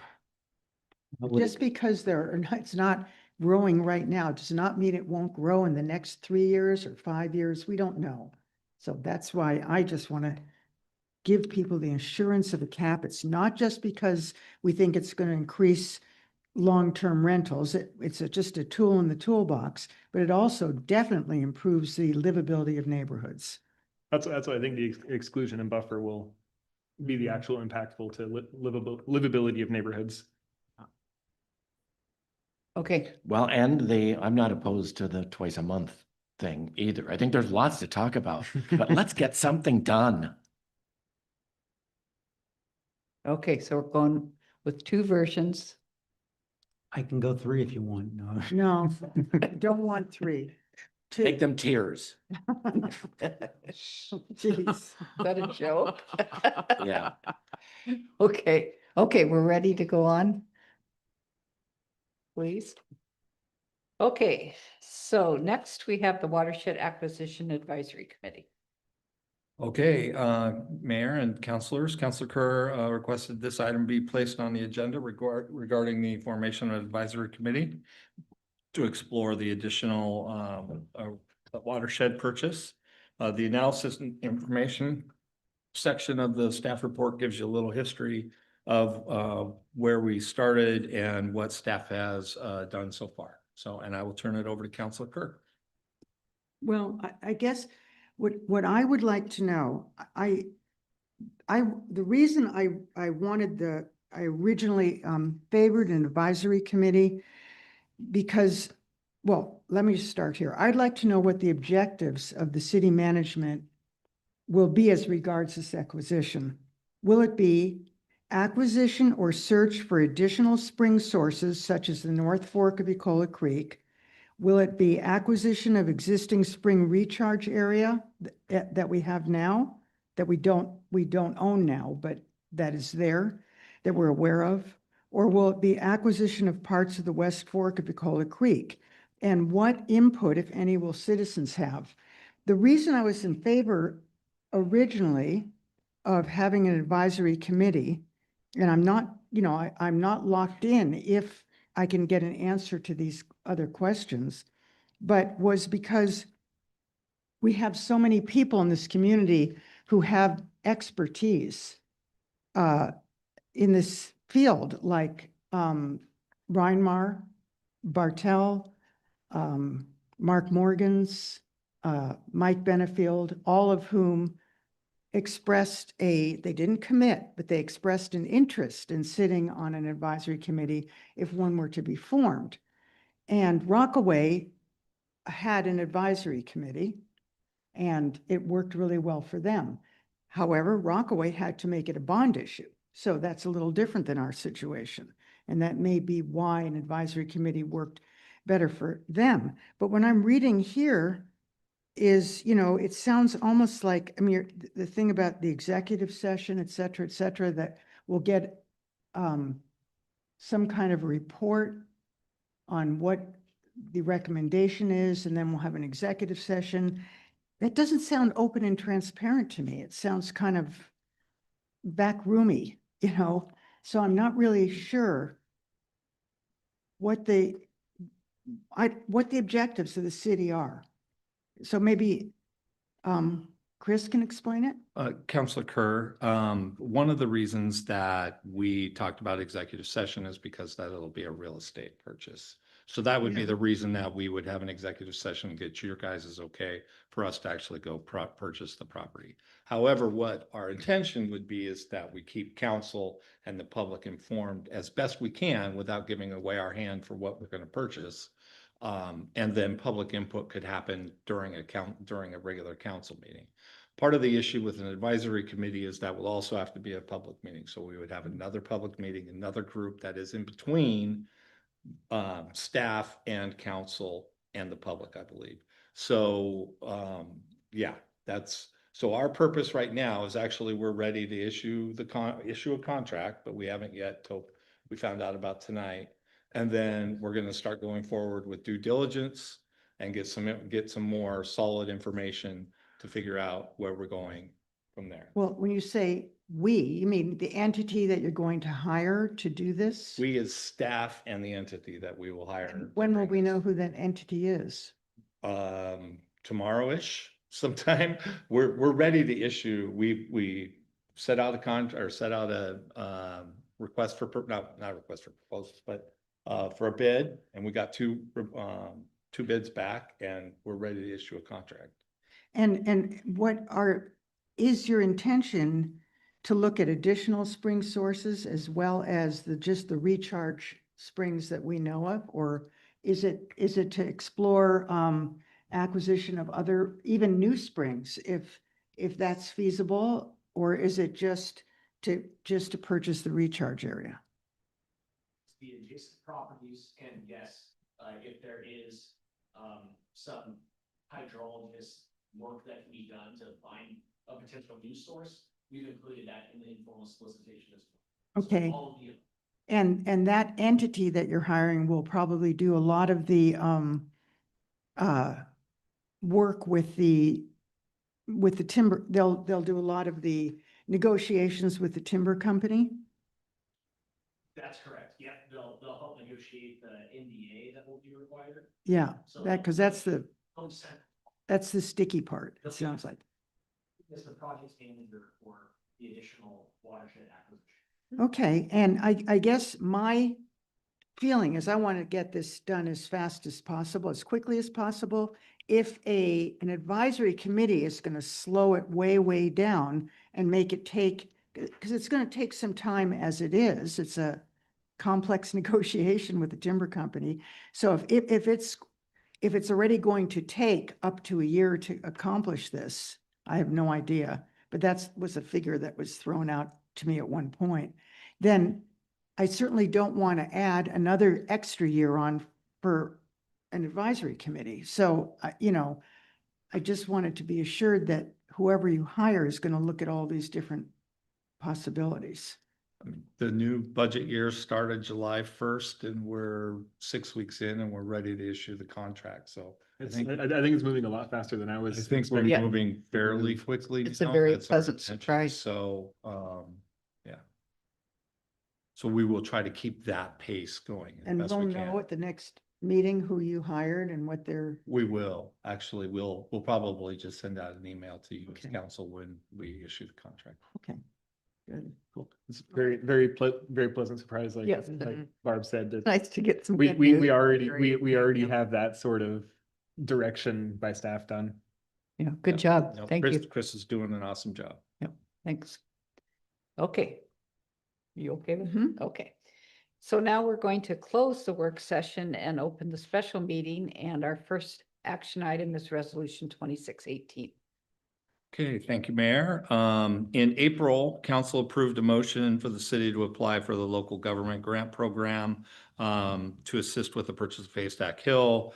Mike Morgan and Amber Fowler took the lead on that. What we found from the application is that they require that a resolution is passed and not just a simple motion, and this is the resolution that they require. Open it up for any questions. You passed a motion. We did pass the motion. Yeah. And it doesn't have anything to do with the change from Orca to Sunset. This is different. This is just for the grant itself. It's just formalizing what you did in the motion.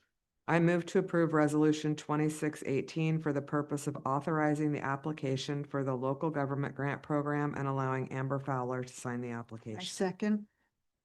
Any further discussion? Okay, roll call, please, Jen. Yes. Yes. Yes. Yes. Yes. Okay, great. And next we have consideration of the minutes of 4 meetings. Are there any corrections? I had a couple Okay. just on July 7th. Okay. July 7th, page 5 of 7. Actually, it's 2 corrections on that page, and these are my only corrections. 4th paragraph down, it says the chamber representatives would attend the August 14th meeting. That was the July 14th meeting. There. So that's 2/3 of the way down the page. In the middle of that big paragraph, 4th line, who will attend the August 14th meeting. Okay. It was July meeting. And then I noticed Counselor Hayes was called by first name on that page a handful of times. Gary. But and who? And those are my corrections. And I have a correction for June 30th, 2026, number 2, in good of the order.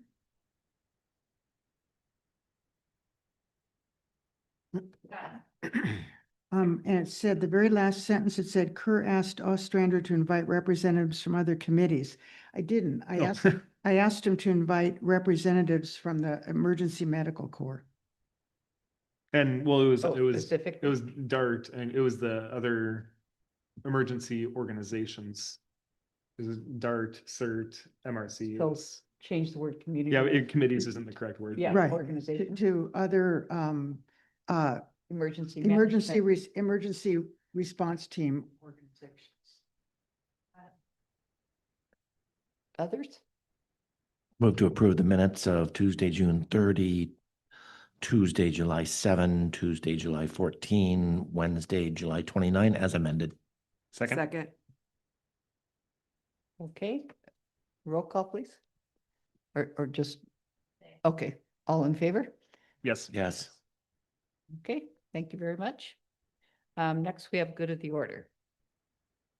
And I would like to go first, if I may.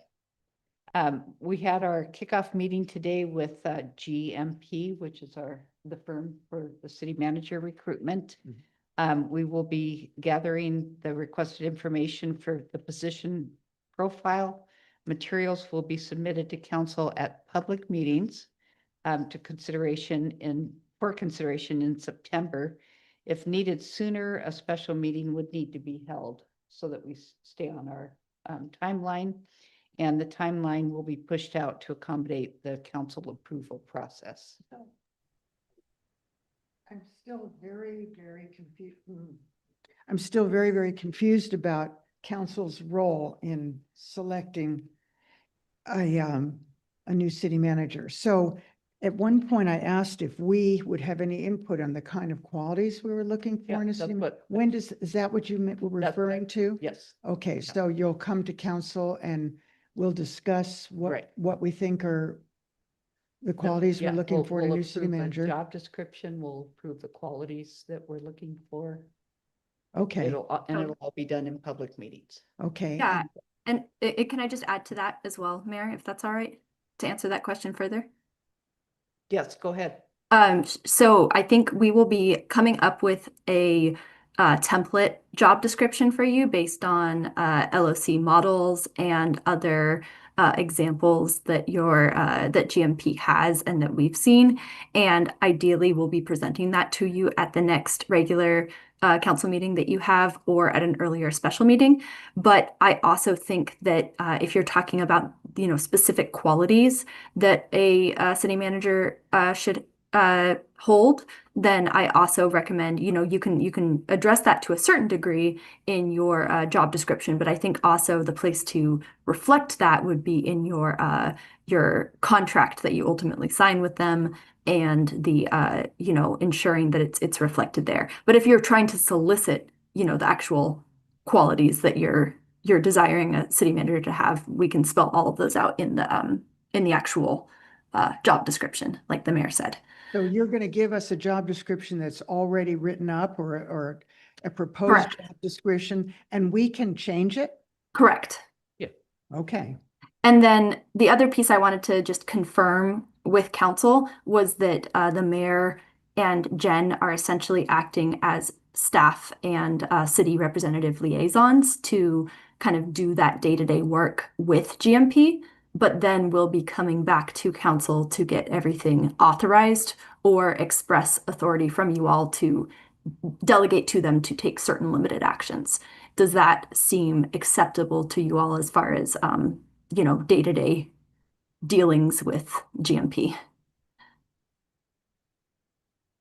I'm not sure I understood what you said. So basically the day-to-day interactions with GMP. So actually, for example, for coming up with this job description, the mayor, me, GMP, and Jen will go away and do some research and come up with a first draft. And then that will be presented to you all at your regular public meeting. I'm just confirming for that stage of the process and then also future stages of the process of hiring a city manager that you're comfortable with that team being the team who kind of does that day-to-day behind the scenes work for this process. That is subject to approval by the entire council. Yeah. Correct. As long as we have input, that's what I'm concerned about. I just want to make sure that we're a big part of the process.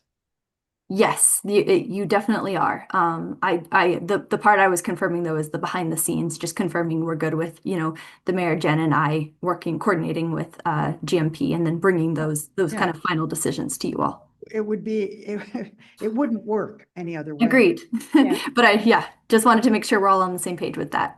Yeah. So then I had a question then. So when would be the initiation of drafting that? Like the specific language that's going to be before council? So are you meeting with GMP tomorrow, or are you meeting with GMP in a week, in 2 weeks? we met with them today. Today, and yeah, then- initially, yeah. Yeah, and then Jen, did we ever reschedule a meeting with them, or is it just? No, because we're waiting to. Because we're waiting to talk, yeah. So I think we're planning on emailing them tomorrow and then scheduling a follow-up call with them following the email. So we're gonna have meetings with each individual counselor to meet with our representative from GMP for one-on-one stakeholder feedback. So you guys would Okay. actually be meeting with them. The guy said he would be here for 2 days. We haven't figured out dates or anything. We were just kind of getting an overview of what the whole process looks like. Okay. Then we're gonna follow up with everything tomorrow and kind of start nailing down things and sending emails. Because there'll be stakeholder feedback and document where we have to provide all the bunch of information about the community to them. And so we're just kind of getting the first start of the stuff going, but we'll have more details soon. But you guys will each individually meet with them. And that the intention would be for all 5 of us at some point prior to that next council meeting, meet with them and discuss our ideal candidates to GMP, and then they will draft based on all 5 of ours with the assistance of the 4 named individuals working. Okay. That's what I want. All right. There's your answer. Didn't really know what to expect either, so we're gonna be working with, his name is Brian. And then once we kind of lay out the schedule and see what it looks like, our goal is to get it to you guys in September. I don't know that we'll make the first meeting, but we'll do the second meeting. So that way you guys can have documents to review and finalize, and then after that, all the documents are finalized, and the next step is to publish them, to put them out and start collecting resumes, which they do that. But yeah, you guys will all have a chance to share your info. Okay. And what does the process look like of considering applicants and choosing finalist applicants and ultimately choosing the final candidate?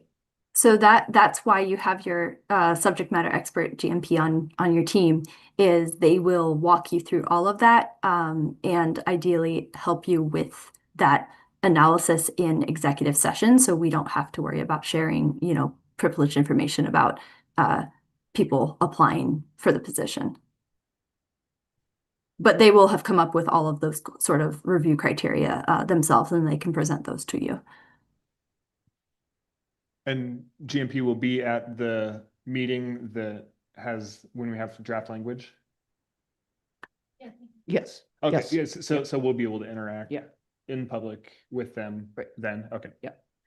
Yeah, I think we're just in the beginning stages of this, so I think that those questions aren't really readily available. They don't have answers readily available. Yeah, again, today was the kickoff call. It was just it was an introduction basically. But I'm sure we will have much more for you as it progresses. Even, at the next meeting, we'll be having those preliminary items approved, and then, you'll get to meet GMP and proceed more with the process. And I bet Jen typed everything in and she's gonna make sure that those questions are asked. I was her supervisor, yes. We also, I also think it's very important to involve city staff. And the consulting firm agrees with that they're the ones that really work with them. And so they will have stakeholder meetings with city staff also. Is there expectation of stakeholder meetings with large partners, the fire district, the chamber? I think that's something that will be really important. Okay. Yeah, that it is, the city is not just the council and the staff. It's the other entities, community groups. Is other cities, mayor of Seaside, stuff like that involved as, or city manager maybe in Seaside, is that part of stakeholder? I don't. Regionally, or is that? I don't think so, yeah. I think we could go a little too far. That's true. You Yeah. could, yeah. I just was Yeah. thinking out loud with that one. And I was involved 2 city managers ago in the process when League of Oregon Cities was our consulting firm. And so today's meeting brought back a lot of good things that we did and maybe not so good things that we did. So it'll be an interesting process. So everybody okay with that approach? Yeah, I Yeah. am. Okay. Okay, who else has some good of the order? I had a question. These containers for farmers market that are out here, do we have a time of when they're gonna go away now that the city hall was constructed? I believe we're going to start moving these stuff. Well, I'm not sure on the date yet, Okay. but we were just getting settled in the garage, and so we're going to be moving the. That's going to the to the garage. garage, is my understanding. Okay, Yeah. all right. And the farmer's market only has 4 more. Their last one is September 8th. Yeah, but So it's gonna be fast. the containers sit year round there. Right. Mhm. Well, no, they're gone. Yeah. Yeah. Okay. I was curious because they're taking up spaces and City Hall's done now, so. Yeah. Are they going away? Yeah. Okay, cool. So we had a request in public comment Oh. about city staff preparing a financial analysis of what the dune management initiative would cost the city. What do we want to do with that? Why? So is being requested by somebody by a member of the public, a third party, an organization, in terms of election stuff, dedicating staff, I question, I imagine for Ashley. Yeah. Dedicating staff time for an analysis requested by somebody, by an organization that is leaning like clearly in favor of one decision of that vote. How does that go for election law? And or can it be done by being paid for by the third party as like a public records request sort of thing, or? I think that would maybe make it arguably worse. Okay, all right. But it's fair to ask. I would personally not advise us to do that. And I would recommend waiting until the election itself to do that analysis. I understand the reason for the request. I think if someone was interested, they could probably make a good estimate of how much that would cost themselves without staff taking the time to do that. And again, that's purely for ethics concerns, legal ethics concerns, and elections law concerns. I personally think as a council that we stay out of this as much as absolutely possible, and let the cards fall where they may. but we need to remain so neutral. As elected officials, as the city itself, so neutral. Yes. Okay. That's good. Good answer. Thanks. Yep. Does anybody know off the top of their heads how much a parking ticket is? Is it $50? $50 for Or a big six- standard and Oh, 160 60. Okay. 50 for a 50. standard. Okay. And then 165 for like if you're in a handicap area. Okay. Or if you're parked on the corner, it should be $500. I agree with Nancy. It really is. Compared to, the $50 is very inexpensive compared to, you know, what you'd pay, for example, in Portland, which is way higher. So you know, I wanted to ask you, I don't know how, probably you can't. Are we collecting more on our tickets now? Oh, yeah. No, I mean, are we actually collecting more Oh, in yeah. court? It's, we are collecting more in court, and since we actually implemented the electronic system, I believe our ticketing revenue is up over 30%. So they're more effective, they're faster. Our judge is still probably a little more lenient, but we are still collecting a lot of money.